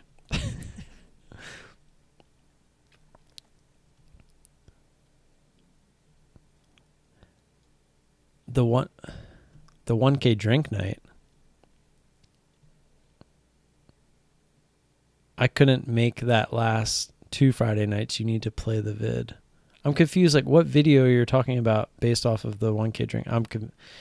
Thomas, you just have to spell it out for me. I'm almost caught up here though. But GDT gets more girls than Kevin. GDT better stick to just that one girl. Same with Kevin.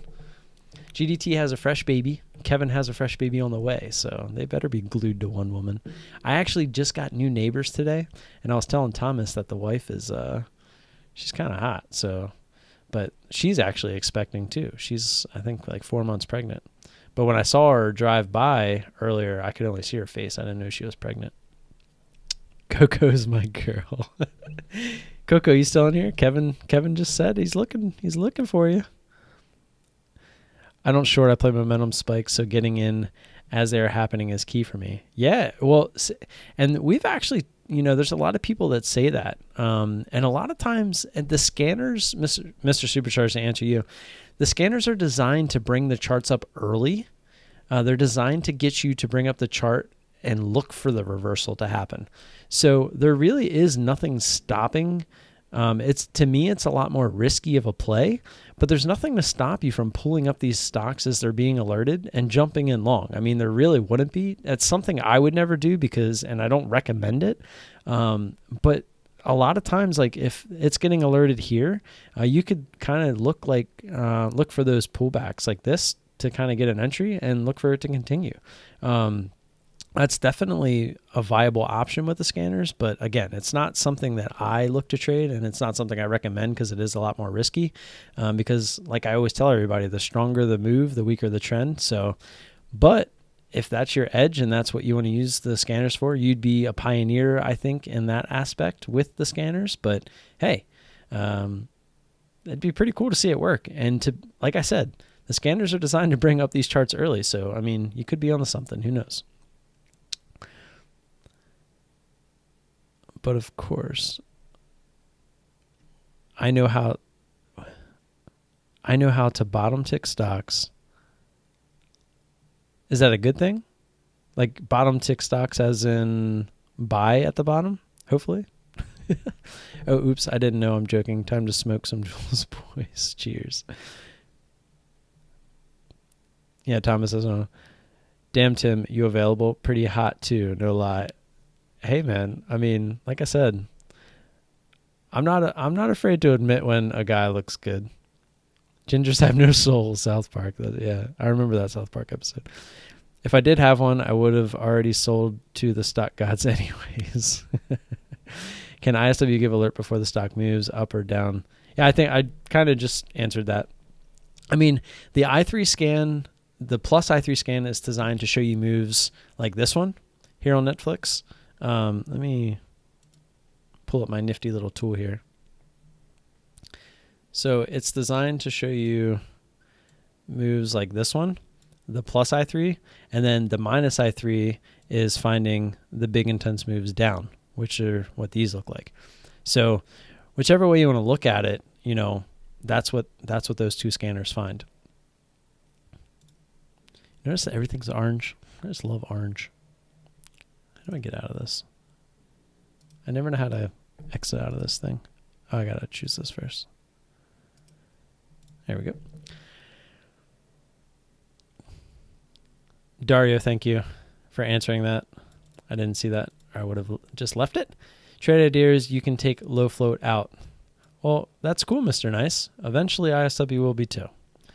But ISW does what trade ideas can't do. So that would be funny and cool. What would be funny and cool? Did I say something that would be funny and cool? Have another drink. You can catch up. It's all girls in my house.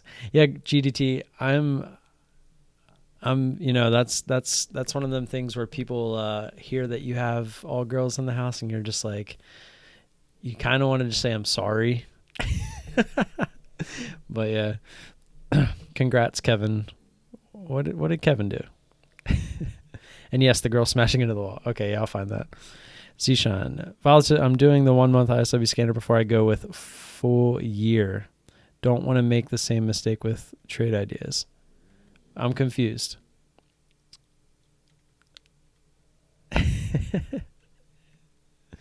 Tim GDT ADT, you'll get if you enter all of them at once, you get 30 plus 30 plus 30, so you get 90% off. No, I'm just kidding. It will not work.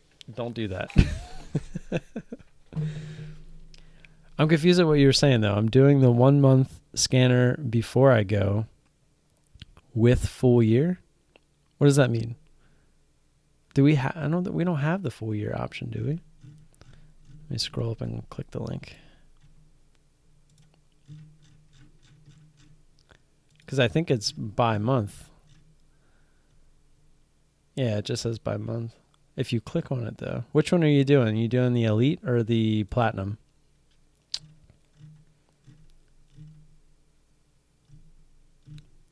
It's going to make me fill everything out. It says per month.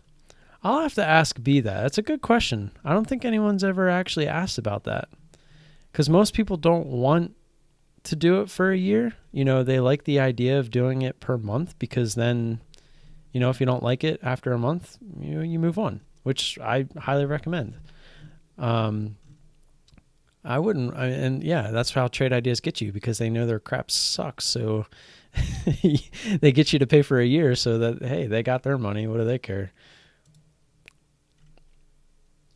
Yeah. Okay. Yeah. Yeah. Well, Are you in my Discord? I feel like I haven't seen you in there. Yeah, I don't think you are. We do. Cool. Okay, so GDT knows. Somebody's probably asked GDT because, like I said, GDT's the boss around here. He gets all the girls, so to speak. Oh yeah, you're right. You messaged me, but then at the same time, you're not. Are you? Yeah, you are. I'm an idiot. Okay, don't listen to me. I've actually had an influx of people randomly just join Discord but not join my channel, but they would message me, I'm assuming from a different channel that I'm in, which I don't understand, and they would just start asking me questions. So it's like I get a little, I've been trying to get all caught up. But by the way, while you guys are here and participating, I really do enjoy the company, especially the ISW guys. It's nice. It almost feels like it's during the day, like in the morning. This is cool. 625? Is that what I'm at? I was at 623 earlier. We gained 2. My goal is to hit 1,000 before somebody else that's a little bit ahead of me right now. That's my goal. I don't really, again, I don't necessarily care about that, but it's cool to see. It's nice to have the support behind me. Lets me know that we're doing something right. GDT will have to, I'm going to ask GDT on Twitter, I guess this is me asking you, to let me know what the monthly rates are, or yearly rates, if you know what they are, like offhand. If not, I'll just have to ask B. Yeah, no, Tom's right. I wouldn't say that Trade Idea sucks either. It does things differently. That's all. It just doesn't have the capabilities of the standard users doing what ISW does. Yeah. If you're looking to trade like we do here on Team ISW, Trade Ideas just doesn't do that. So the ISW scanners do. So that's what makes them valuable to us at Team ISW. But I like to think that us, as in Team ISW, like to prove on a daily basis that the scanners kind of are building a good reputation for themselves. And we're all still fairly new to them. So imagine a year from now when we start to like really nail this stuff down. I think we're going to be turning some heads. Do you want to know my super secret bottom tick indicator? Well, I don't need to know it because Kevin Avery gave his secret tips out today. So I'm super secreted tipped out today.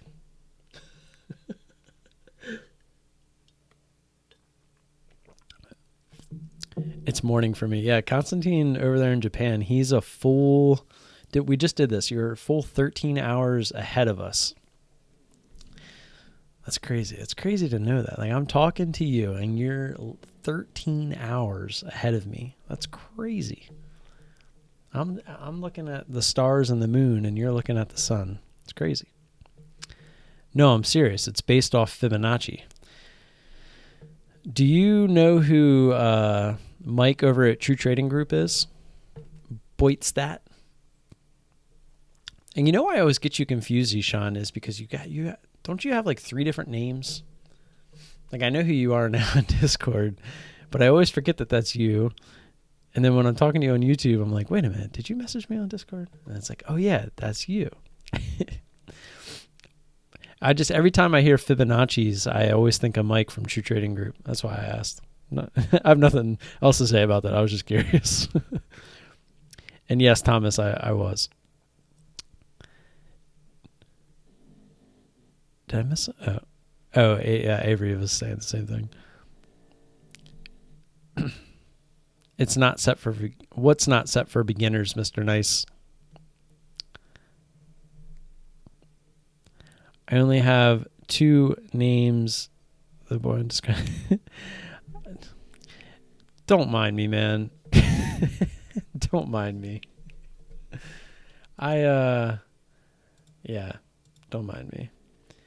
What I was going to say, though, is on Discord, since you are signing up through me, I wouldn't do this if you weren't. I would tell you to kick rocks. Just kidding. Like if you need help setting them up, but since it's the Elite, it shouldn't be too hard to set up. But if you have any questions about them in general, they're pretty straightforward, but obviously let me know. And that's the other cool thing. Like just to expand on what Mr. Nice said, I don't even know if this is what he was talking about, but with ISW, Brian, the one who made these, he literally made these scanners for himself. Like he didn't make these to sell. He made these to help him beat the market. And once he realized that they were helping, I guess eventually he was like, hey, I could probably sell these things. And so the cool thing is all the defaults are set to exactly what he uses. So you can just open these scanners up and they're ready to go. They're proven to work exactly the way that they're set up right out of the box. Where with Trade Ideas, yeah, you have a bunch of the presets for the scans. And again, those work for a certain type of people, but there's like, if I remember correctly, because I had Trade Ideas at one point, there's so many of them. So it's like you eventually realize that there's not one specific one that kind of fits what you're looking for. So you end up trying to make your own. And then you go down the big old rabbit hole of like finding all these custom scans. And then there's people selling their custom scans. And it's just blah, blah, blah, blah, blah. These you literally just load up and go. It's that simple. I always tell B that too. Sometimes I'll message him and I'm just like, am I really overanalyzing how to do XYZ? Like, is it really this simple? And he's just like, he won't just say yes, but he'll kind of explain it in trader terms per se. But in a way, it is his way of just saying, yeah, it is that simple. Just stop. Oh, like sometimes as traders, we tend to overanalyze things. We tend to like look at a big move like this on Netflix and we're, in the back of our heads as it's running, we're like, well, why is this running? Well, who cares, right? We know it's making a big move. The odds are it's going to make a pullback. That's what we're looking for. So when it extends again, like in the back of our heads, we're like, okay, something's going on here. This must have like some really good news that came out or something. Who cares? Right? Like that's how I think about it now. But, as I was learning about all of this, when I first came to ISW, I'm like, well, what's going on? And I just noticed this is a nice descending triangle here too. Not exactly the move that you'd be looking for on this descending triangle, but it was a descending triangle. Isn't morning over there? I'm from the future. That's kind of funny. Studies only work if everyone is using it, so VWAP is what most traders use. If only we could use Con for hindsight. That's so funny. I always tell everyone's like, oh, I wish I could go back in the past and like buy Apple stock or Tesla stock, like all these stocks that like went to the moon or whatever. And I'm like, I don't even want that. I just want to be able to see 5 minutes into the future.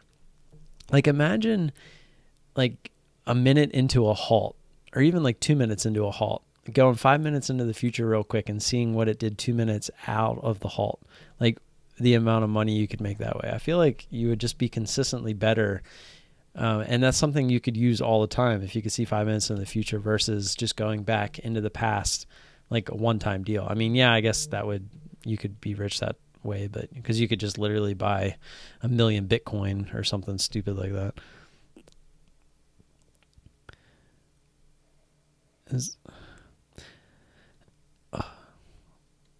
It's actually, Mr. Nice, I actually agree with you on that. And that's why I only use VWAP, because I've went through this before, but like if you add, here, we'll just try to add it real quick. Like if you add, just say the 9 EMA, which most people use on the 1 minute, Like they'll use the 9 and the 20. Let's add another one. Should have made that one green, huh? How do I get rid of it? I don't know how to get rid of it. God dang it. Gosh dang it. I don't know how to get rid of them. Anybody know how to get rid of these things? I know how to add them. How do I get rid of them? I click here. Oh, there we go. Figured it out. 20. We'll make this one red. So a lot of people like to trade like the 9-20 cross, like right here. So you see the 9 comes through the 20. So it kind of shows that it's could be going in a bullish direction. So people will trade that. But let's look at that same thing on, let's say, the 3-minute chart. So it happens a lot later, right? It doesn't happen until over here. So it's like with the EMAs, it's one of them things where they're never the same on different time frames. So unless everyone was on the same time frame, they're kind of useless. And like you said, that's why everyone uses VWAP, because VWAP is the same no matter what time frame you're on. I right-clicked up here on where it's highlighted. It took me forever to figure out how to get rid of the trend lines. Like I made a trend line, like I put one of these in here, and I couldn't figure out how to get rid of them. Because like if you just right-click it on the chart, it doesn't work. You have to left-click to highlight it and then right-click, which is silly, but whatever. Mr. Nice must not watch your videos. I guess not. I do have Thinkorswim. Are you trying to show me your Fibonacci's?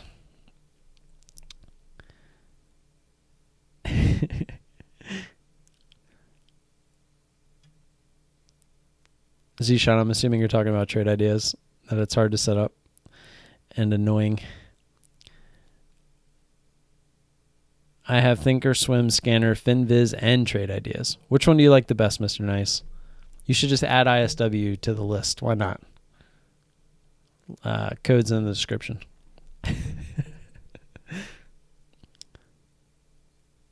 Mr. Nice. Tom was saying that you must not watch my videos. That's all. You need a scanner that is detecting short squeeze. There's a scanner that detects short squeeze. That would be interesting. Hey, monkey. Oops. Hold on. I have something just for that. I liked Monkey. I like Monkey, but I liked Monkey a little bit more than I like Monkey now back in the day. And then so I had made this.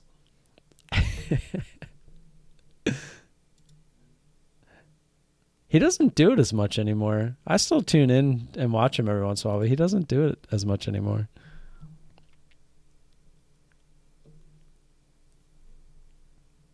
Yes, I want to show you my bottom ticks. What do you mean? Can't you just show me, like, why would I not be able to see it in here? This has Fibonacci's, doesn't it? It should. Fibby. Anybody see Fibbies? Maybe it doesn't. Can I just hit F? Oh, fractal chaos bands. Fractal chaos oscillator. Does this seriously not have Fibonacci levels? Really? That's like one of the biggest things. How could they not? I mean, I don't use them, so I don't care, but am I just missing it?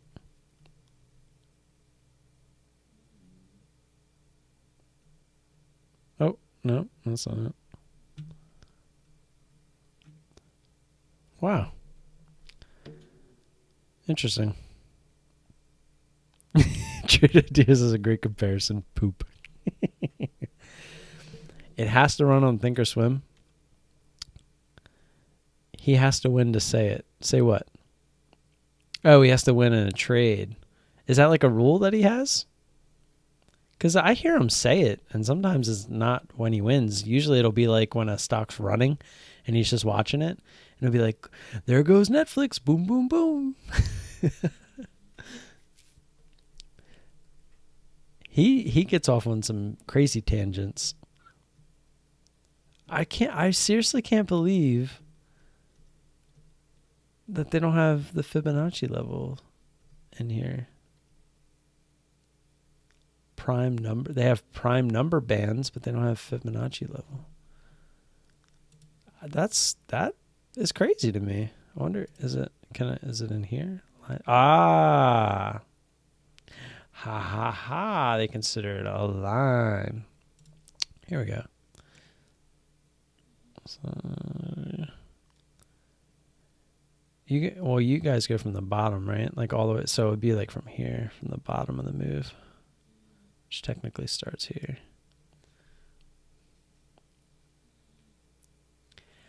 You know, Fibonacci levels remind me of EMAs a lot, which I'm more than open to listen to what you have to say. But they remind me of EMAs a lot because look at how many lines there are. So just like EMAs, if you have the 9, the 20, the 50, the 100, the 200, if you have all those on your chart, eventually the price action is going to hit one of them and bounce off of one of them, right? So when it does, you're going to be like, oh, look, it worked. It bounced off the 100. Well, it didn't bounce off the 9, the 20, or the 50 to get to the 100. And it's kind of the same thing with the Fibonacci's. It's like, oh, well, it came down and it tried to bounce off of the 61.8. That's awesome. But then the next time it'll bounce off the 76.4. And it's like, so it's like, yeah, it's always going to work. But it's like, unless it works on the same line all the time, then I personally just have no interest in it. Short squeeze scanner makes me money every day. What short squeeze scanner? Tell me. Katz Lee. This is Sterling through CMEG. So as you can see, this is CMEG, and this is the Sterling platform. I actually just switched from Sterling or from DOS on CMEG to Sterling on CMEG. And the reason I made that switch is because Sterling and DOS both pull shares from different clearing firms. And Sterling's clearing firm seems to have more shorts available on more tickers. So that was why I switched. Like today, for instance, PCG. DOS did not have PCG and Sterling did. So that was already a trade this week. And I actually had one earlier this week, which was one of the mistake trades. But DOS didn't have that available to short and Sterling did. So already in just the first week, while we're getting set up, I've started to notice a difference in stocks that I could trade that I wouldn't have normally been able to trade on DOS instead of Sterling. Yeah, I agree with you addedly. I actually, when I came across Mike from True Trading Group, like back when I first started, I was open to anything and everything just as I was learning. So I was trying all the different EMAs, the Fibonacci's, the Death Cross, the Hammered OGs. Like I was literally trying everything. The alligator indicators, which those are pretty cool actually. But I think Mike from True Trading Group is a good dude. I actually stopped watching him though because he started just trading options a lot. And I don't trade options. So I started to find no reason to keep watching his videos. So yeah, no, but he's definitely a legit trader. And yeah, definitely has a lot that he can teach you. But I would say go back into his older videos if you are trading stocks, because I haven't checked them in a while. But I know he started he kept trying to trade Beyond Meat like for like 2 weeks straight. And that was kind of my last straw with him.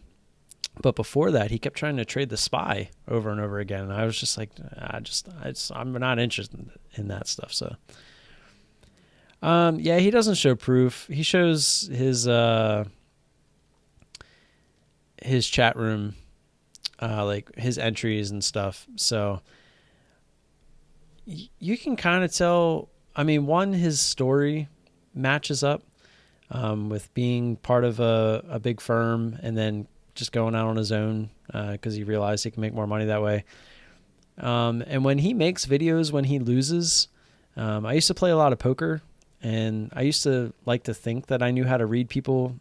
I wasn't the best at it, but I, felt like I could read when you're kind of feeling a certain way. And when he posted his red trades a lot, like you could tell that he was like either pissed off or just down in the dumps about it. So I definitely don't think he's not showing proof because he's not legit. I think he just doesn't show that stuff because he doesn't feel the need to. That's all. Cats, this Sterling is not better than DOS. I love DOS, and so far, I wish I could still be using DOS because there's just little things about Sterling that I don't like that I wish I was still using DOS, but we're going to have to make it work because the shorts available on Sterling have just been so much better. Because last month, the month of September, we have somebody in Team ISW that was on Sterling while I was on DOS. And pretty much every day, there was a stock that would go by and it was like 100% my edge. Totally would have traded it. Just didn't have shares. And the guy that was on Sterling in Team ISW was like, I have shares. And I'm like, are you serious? And that was happening all month of September. And I was just like, this is really getting on my nerves because September was so slow as it was that it was hard to find stocks to trade. And it was like the ones that I was finding, I couldn't trade. So then, there was a couple trades that I felt like I forced because, I'm getting irritated that I can't trade the ones that I want to trade. And, it just led to that. So it's like, I'm going to switch over to Sterling. I'm going to try to deal with the platform if I don't like it as much, which I don't. And, we'll just see what happens. So literally, this was the first week. I just today really kind of felt comfortable with how I have it all set up. This isn't how I have it set up, by the way. Actually, let me save this. We'll just call this stream layout, or we'll call it single chart layout.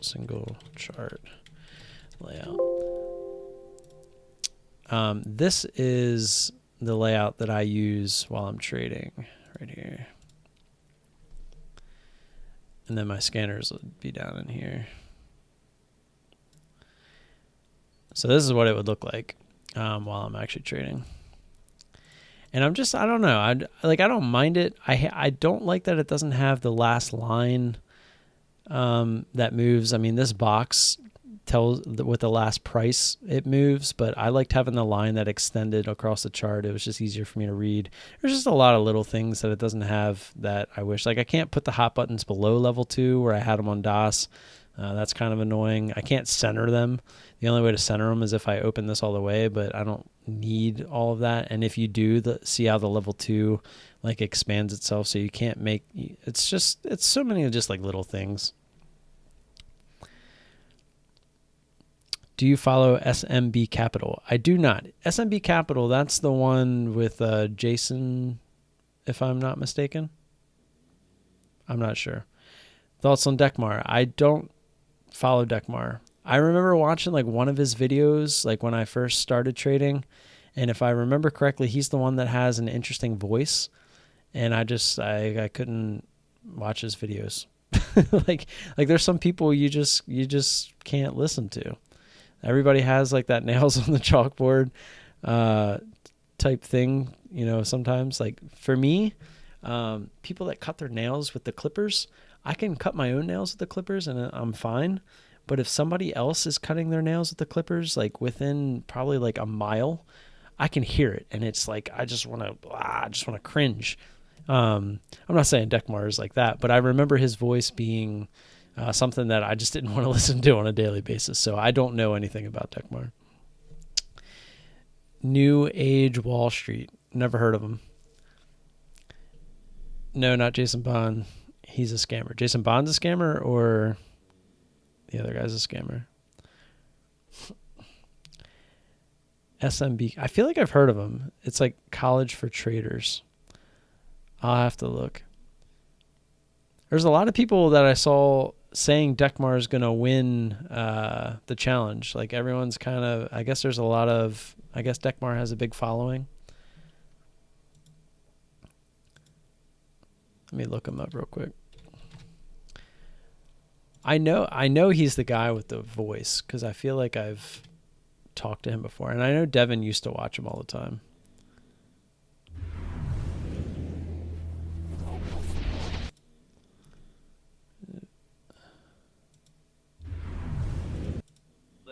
I'm not going to the school I want. I'm going to have to retake this class.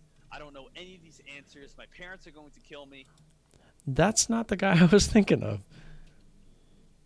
This guy had more of, it was like a foreign accent, but it was like really deep and kind of raspy. Appealing. That's 2-to-1 risk versus reward, which is a ratio. So no, that's not who I was thinking of. I'll have to check him out. I mean, there's probably a reason why I stopped or never watched him in the first place, but I'll check it out. What's up? See, everybody has their nails on a chalkboard. Just for you, GDT. What's going on, Blue Chips? Hope you're all having a great night. I'm glad you all are tuning in. If you have any questions or comments that are related to trading, please let me know, and we will make those priority. All right. God, scared me. Mike Carpenter, welcome to the channel. 626. We are climbing. Let's go. If you're not subscribed, hit the subscribe button. Always appreciate that. Hit the like button too. I don't think it matters on these live streams. GDT. I always ask GDT and Kevin for YouTube expertise when it comes to that stuff because, again, I'm not really here for that aspect. I know GDT I don't think really is either, but he is successful in that aspect. Yeah, I don't really know anything about it. The third person, Zishan, that's an interesting one. I can't even like on my screen. I can't even like it. I can only see how many people like it. Don't make any trades. You will be up 25,000. What? He won't win. He trades like once or twice a week.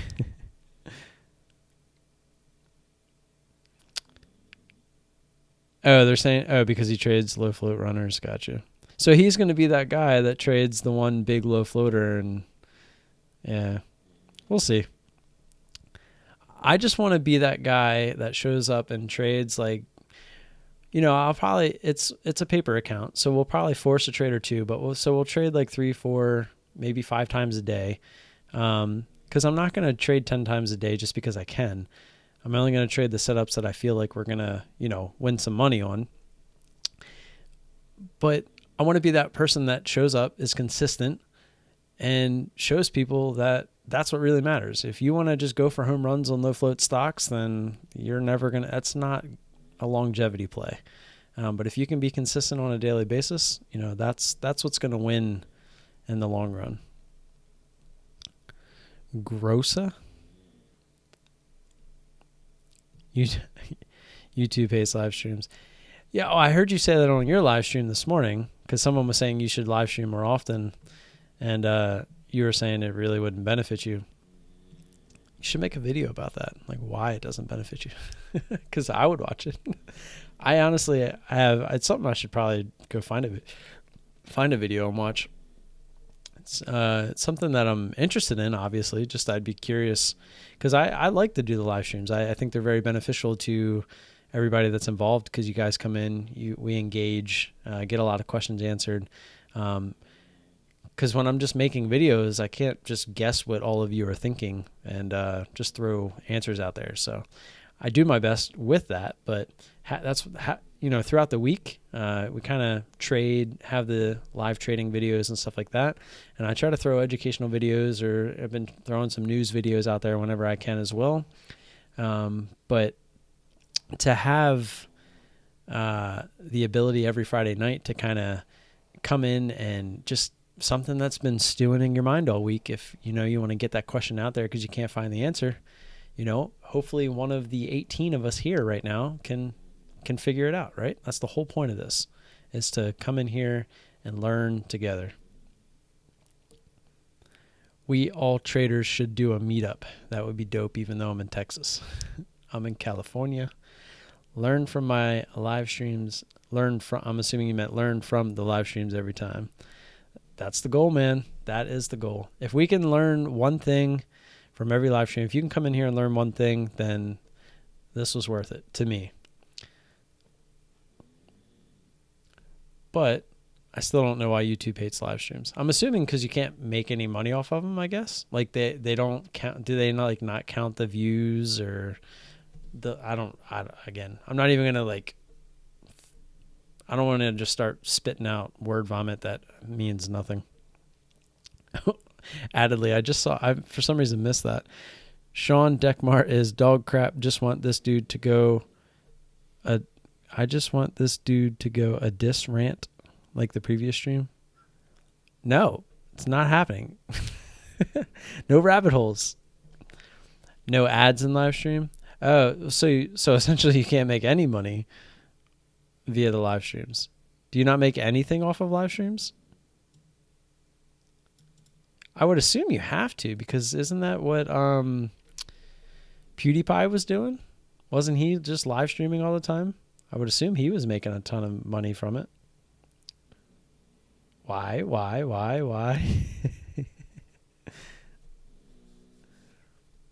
Yeah, GDT. You say YouTube hates live streams. Why? Let's play that game.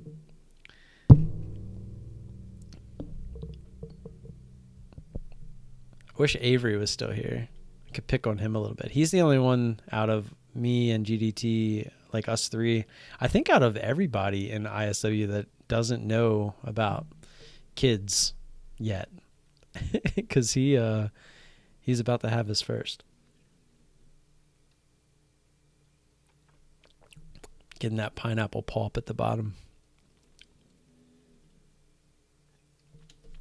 I'm not really a pulpy type person.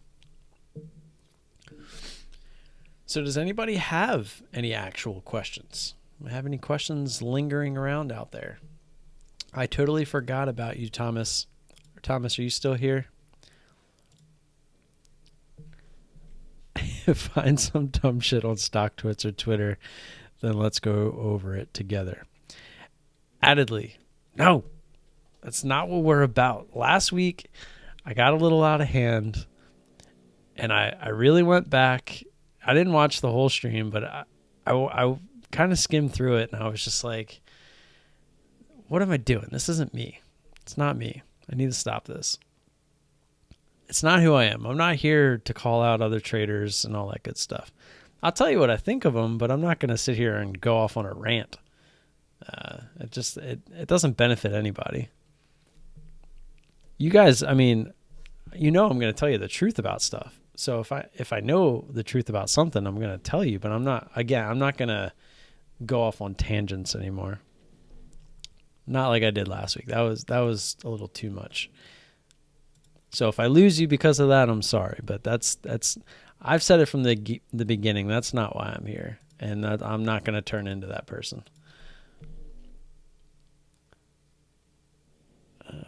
There it is. Again, I need to save this because I can't find it. I'm going to make sure I save it this time. I have the freaking bookmark here for the channel. So once I find it this time, there was I think like one good one the last couple weeks. Wasn't too impressed with some of the new ones. It's like he's running out of ideas. Tell me if I miss it. I don't think I missed it yet. Let me pull this up just in case I do. Well, I'm not going to say I'm bad at dissing people because you're right. But it's not a good quality to have. I wouldn't, I do firmly believe in treat others the way that you want to be treated. And as much as I hate liars and, people that are taking advantage of others,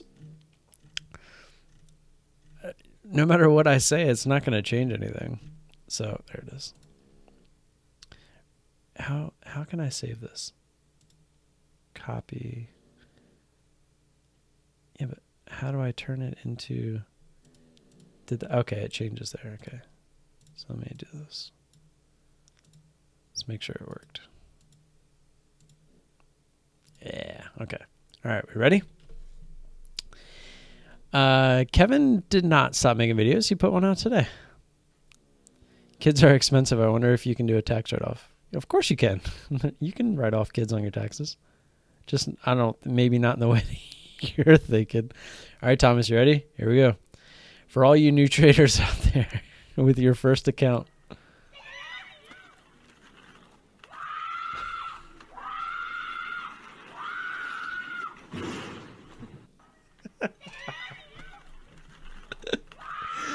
It just gets me every time. I just love watching her hair. Watch her hair. You see her hair.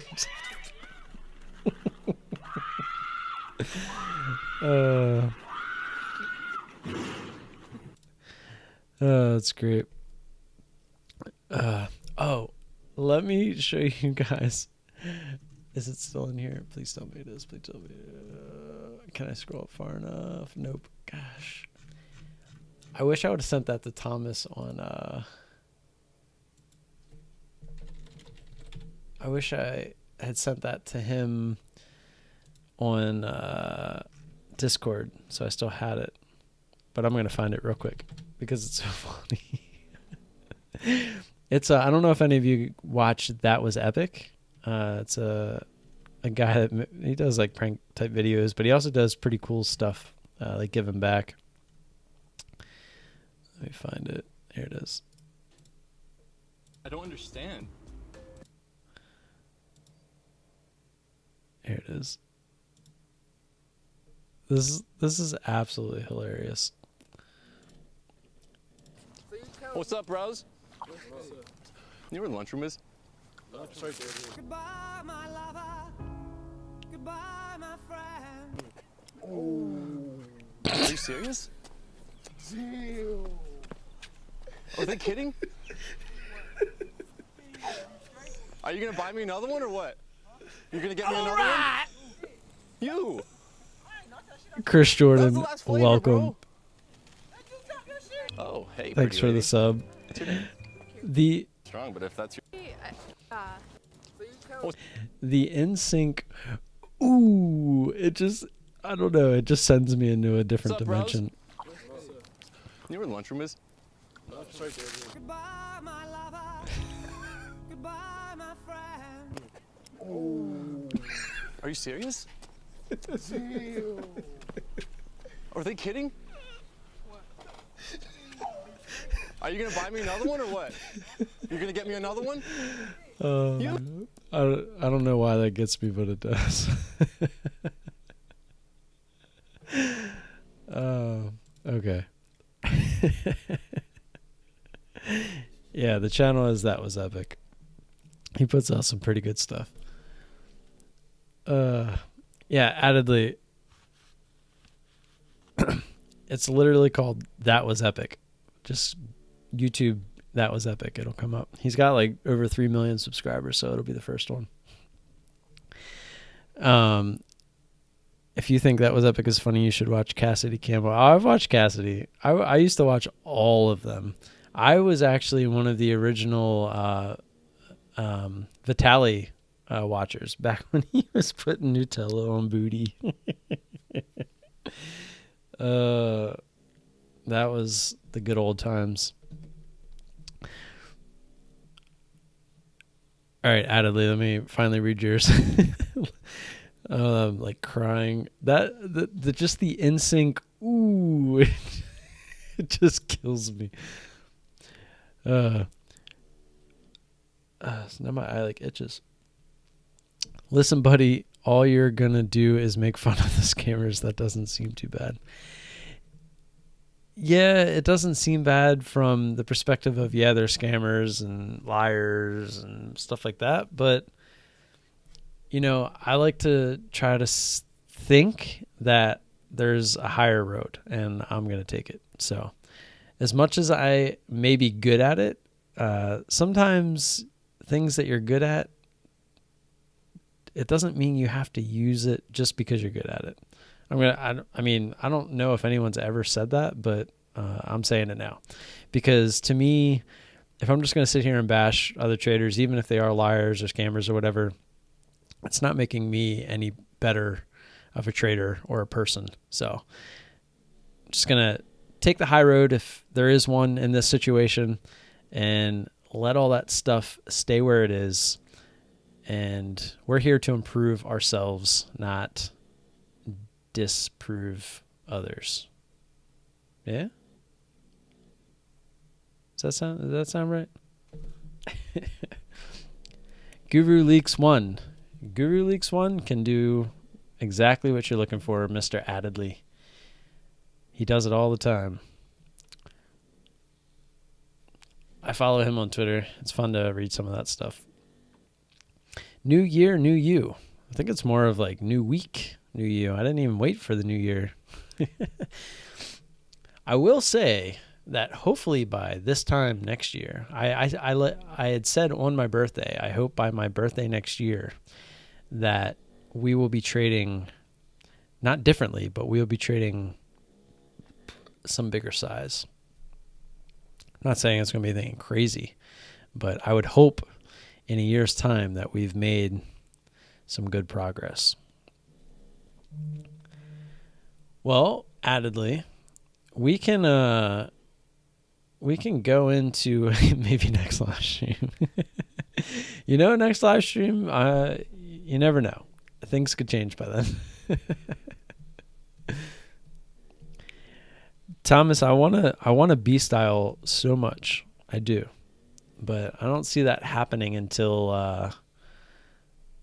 we're in a US broker.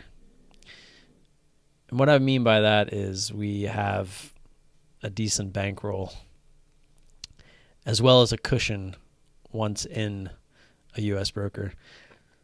My goal in the end, before I'm B smashing things, is to have 30,000 to open a US broker. I don't want to be right at 25,000 because I want to have a cushion for the PDT rule if that's still a thing by the time we get there. But then I want to double that. And when I double that is when I'll feel like I have the ability to take the appropriate share size. And if I want to start B smashing things, I can. Because then I'll feel comfortable at that point that I'm not going to be blowing up any accounts anytime soon. Mr. Justin Kennedy, that is an affirmative. We kind of talked about that at the beginning of the stream. Now, again, I sent the email like he had said in his video. That doesn't mean I was accepted. I don't know if he's doing like acceptance emails or if it's just going to be like he comes out and says who made it. But I mean, he made it sound like people that were just making trading channels had the ability to get in. So I would only assume that where we stand as a channel, we should be pretty eligible to join the competition, whatever you want to call it. So that is a thing. I was explaining that, at my current quota of $50 a day is what I'm looking for. It's been tough to even hit that right now, but even if I was hitting that each day for a week, it would be $250. So the fact that I would miss out on a possible $250 to possibly make $2,000 kind of seems like a no-brainer to me to at least try. So I most likely will still try to trade for real. I'll just put the simulated account up on a different screen, or maybe even on the same screen. Who knows? Like maybe I'll just change this to 2 charts for real and then put like the simulated account over here, because that's very easy with DOS to pop everything out and just kind of move it. So I could do that too. I actually, now that I'm thinking about it, that's most likely what I'm going to do. I'll have 2 for real charts and then I'll have 1 fake chart. I call it fake because it's a simulated account, but so you'll most likely see me throughout that week probably trading the same thing on 2 different charts, montages, whatever. It's funny because to answer Mr. Nice real quick, I always tell Brian, the guy, the kind of our mentor at Intensity Stockwatch, that if I can make $50 a day, he's like, well, when you make $50 a day consistently, just add a 0 to your share size. And you'll be making $500 a day. Like essentially it would be that easy. But obviously that isn't good for risk management. I might not be live streaming every day, but I will most likely be live streaming at least 2 of the days. So I am trying to do every Monday, Wednesday, Friday, for live streaming in the morning. But I haven't been given that opportunity, on Tuesdays and Thursdays because I have both kids on Tuesdays and Thursdays. Because my oldest, he goes to school on Monday, Wednesday, Friday. That's why I have the ability to live stream, because my little one, he's usually nice and good. So thoughts on discount courses? I mean, if you're going to pay for courses, I guess if they're discounted, that's a good thing, right?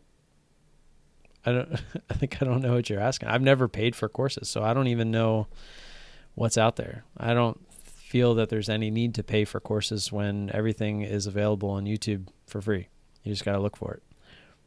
Like if you have any questions, you can probably go to the YouTube search and type it in, and there's going to be at least one video, probably 5+ videos on whatever you're asking.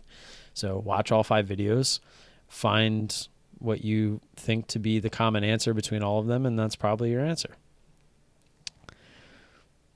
Did he end up calling you out on Twitter when he got exposed? I don't think he was calling me out in particular. I think he was just trying to shift blame when all that happened. And I just happened to be somebody that commented on Guru Leak's post about that. And he was, I think he was just at the time trying to shift blame. So he just kind of picked me out of the comments. So I don't think he picked me personally on purpose. I think it was just happened to be the person there for him to choose. Courses are BS. All information is available for free. I just said that. Ow. It's my ears, man. Ah. All right. Can't use that anymore. Actually, we'll exit out of the scanners as well down there. Anybody wants to see my family? This is my son, the oldest. As you can see, he's a devil child. I wonder if I have any. I haven't updated. I don't really think I have many updated pictures. I don't really post like on Facebook and stuff anymore.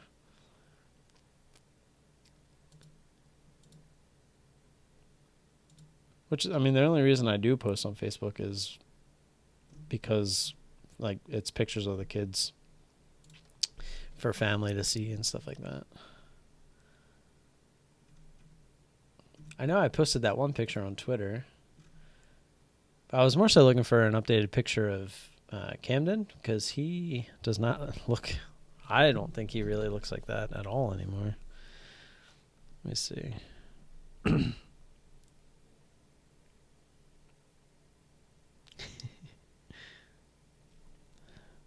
My oldest, Braden, he is just the cutest thing. I love that kid.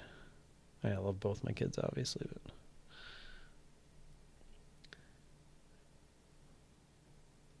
I have. Oh, here we go. So here is what he looks like now.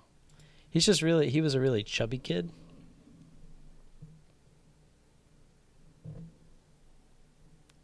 The reflection's like crazy. There we go.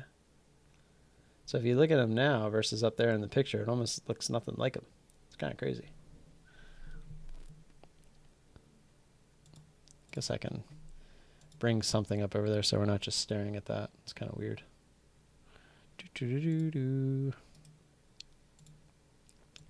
I'm probably going to get out of here soon, so if you guys have any... Oh, 628. Who else hit that sub button? That one? Yeah, see, that one didn't show up. Someone silently subscribed. Now we gotta Now we got to make it legit. Yeah, it makes me manually go in here, like when you're not public. So like, see, it showed Chris subscribed, it showed Mike subscribed, but it didn't show whoever that third person was. So I have to come in here, go to the alert box and hit this test subscriber. All right. So it'll pop up saying I did, so that I can get the sub count down the bottom there to be correct. But thank you to whoever you were or are. What is this? That's what I was showing you the example. Had that up. Got all these windows. These are really good. If any of you wanted to watch some of these pick-me's from the old, this is back in 2010. There's a lot of really good ones. Like there's some ones from like kickers and like quarterbacks. It's some good stuff. Yeah, I have to work. I have to umpire. I have a 9 o'clock or 10 o'clock game, so I have to be up and out of the house no later than 9 myself. So definitely not looking to be here till 3 a.m. like we were the one night. Are you going to teach your kid how to trade when they get older? If by the time he's old enough to start learning how to trade, I'm still trading, then most definitely I will be teaching him how to trade, because that will mean that I figured it out. So there's nothing more rewarding than seeing somebody successful at trading, especially the guys. Most of the guys that are like legit good at trading, you usually don't hear about them. Like there's guys like myself that are starting out and, we're doing the process that we are here. And you might even see them like as they're getting started out, but like when they really get into it and they realize that they're making, like they've kind of made it and they're making some real money trading, they kind of disappear, right? Because they realize they don't kind of need all the other stuff now. They can kind of just disappear into, the realm of, hey, I'm making my money from the market, and then I can just go do whatever I need to do. They don't necessarily want to put in any of the extra work at that point. They don't want to sit here and make videos and go through all that stuff. But as of right now, I absolutely enjoy doing this. Like I enjoy making the videos. I enjoy talking to all of you. I enjoy coming to these Friday night live streams, because when you ask questions, if it's something I don't know, it's something that I learn because we go and find the answer. It's just, the process has been amazing, and I look forward to continuing the process, and hopefully one day we can all make it together, right? Because that's what we're about here. We're all about figuring this thing out so that we can make money from the market. We can be that 10%. Speaking of which, let me show you the shirts that we are getting. They're in the mail. There it is. Bought one for the wife too. I'm going to get the hoodie too if I like the material, but it's simple, clean, corny, cheesy, but that's what we are, right? Volatility trading, we are the 10%. I like it. So that's in the mail. Hopefully I'll have it for next Friday's live stream. We'll see. But that link is actually in the description below if for whatever reason you want one. I kind of made them for myself, but I figured I'd put it down there just in case anybody wanted one for themselves. But I'm actually looking forward to getting the hoodie. I need to get one of the stickers too, just because. I did the sticker just so that it was there so that I could get one eventually. But yeah, the hoodie is what I really want. Yeah, that one was for the wife. That one was for me. But again, if for whatever reason you want one, they're there. I actually have the hoodie, I think, in 2 different logo sizes. I think I made one with a bigger logo. Yeah. I really want a hat. That's what I really want, but I can't find anywhere that has like a good option for hats. Like it's like the hat itself to start is like $27, $28 or whatever, But by the time you're finished with it, it's like over $50. And I'm like, I'm not paying that crap. Get out of here. Good night. Mama is home. Later, Mr. Nice. You still want me to go on Thinkorswim?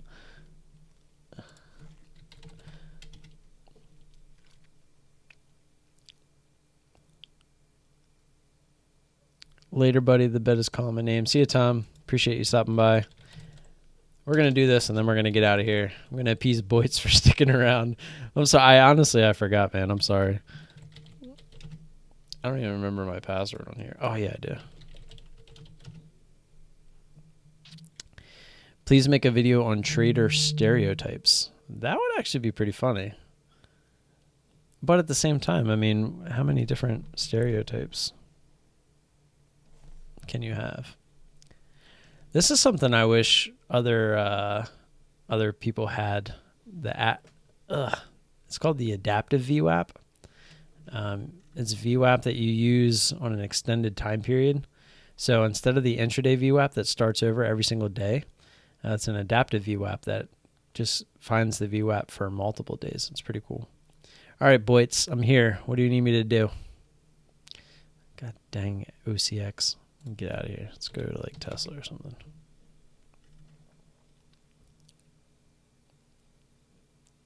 It's not a bad idea, addedly. I might look into that. It could be something funny. Let me add that to my my list.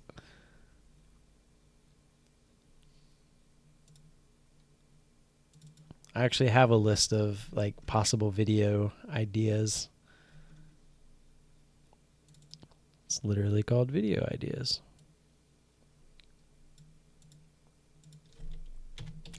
Yeah, I'm sure you saw the day trading day in the life. I feel like every day trading YouTube channel has one of those, but I really want to like make it something unique. So I haven't made it yet because I want it to be good.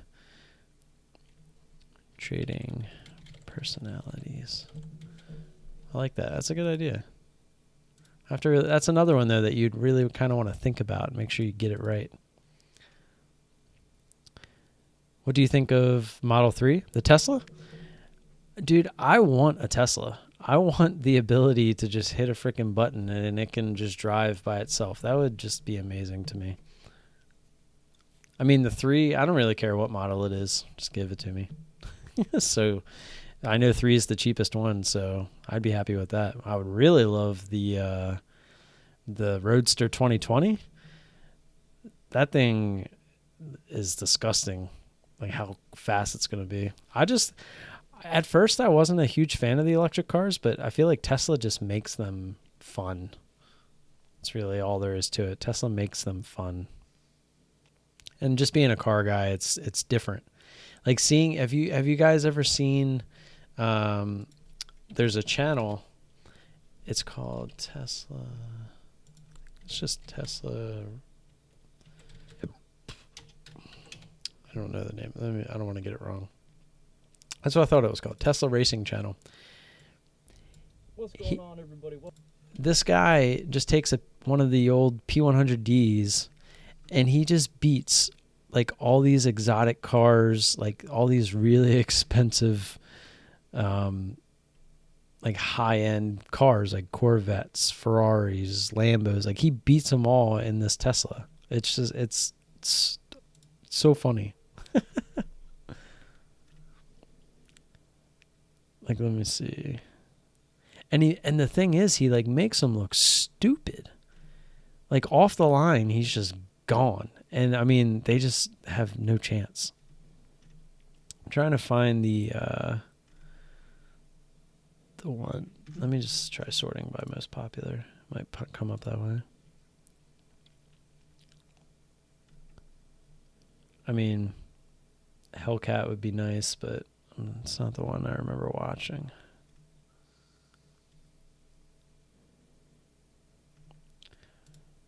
We'll just find that race real quick.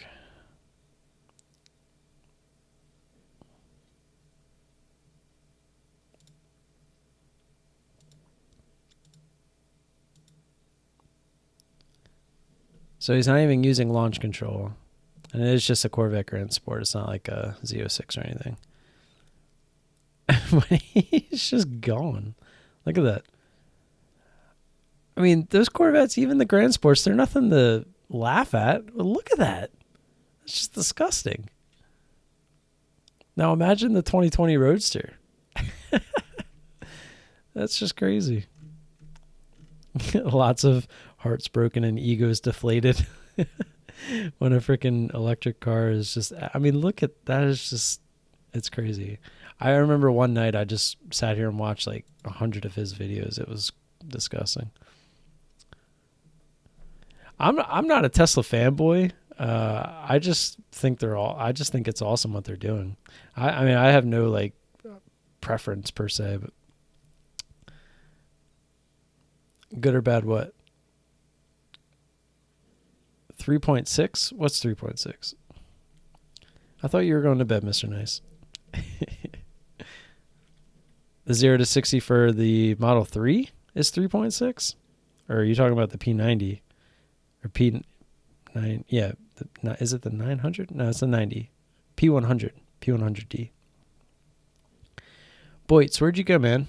I'm on Thinkorswim. I was waiting for you. Did you leave? I'll give you till 12:20. Figure out what we're doing with these Fibonacci's. I don't even remember how to get those. I think here it is. That's not. Is it this one? It's one of these. I don't remember which one. Yeah, the P100D. That's just, it's sick.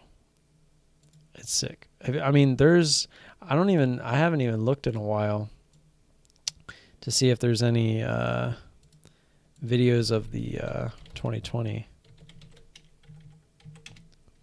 But there's the old videos. Let me see. Like, yeah, these are all from a year ago. Let's see if there's any from like the last month. Yeah, see, these are just like prototypes and like walking around. I wonder.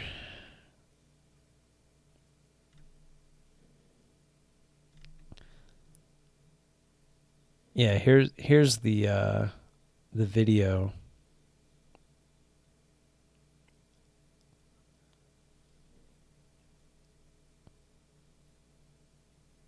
Of like the launch that they had, I guess the reveal.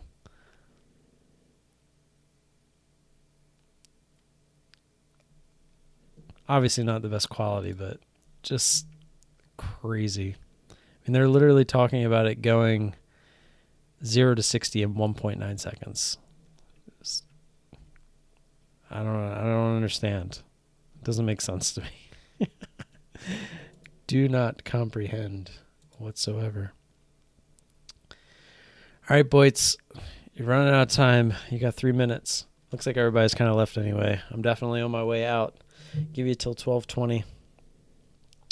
See, Sean. See you later, man. Did you actually sign up for the scanners, or you're going to, or you're thinking about it?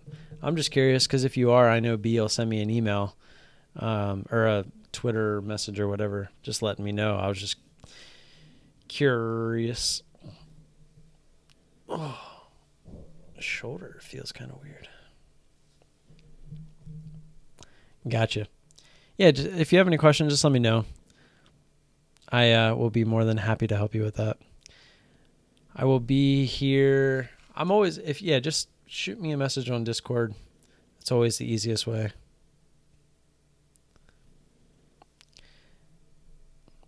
Your card showed declined. Uh-oh. Do you know why it showed declined? That'd be bad if it said declined and you don't know why.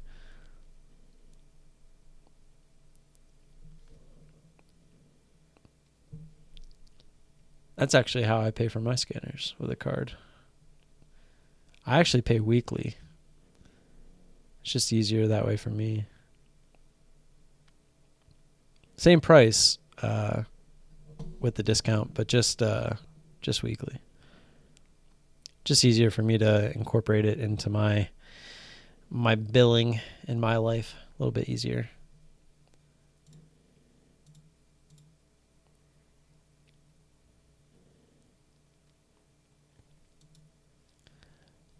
Mr. Boyts.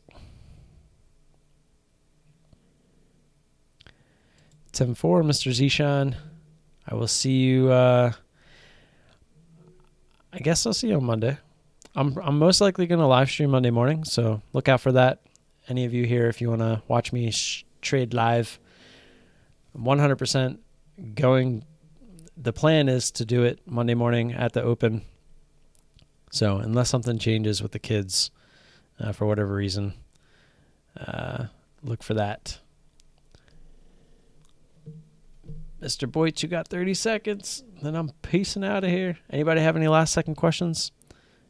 I don't want to leave you hanging. I know you guys are just listening. I was really just waiting for Mr. Boyts. He wanted me to pull up Thinkorswim to show me something with Fibonacci levels, but he's not here.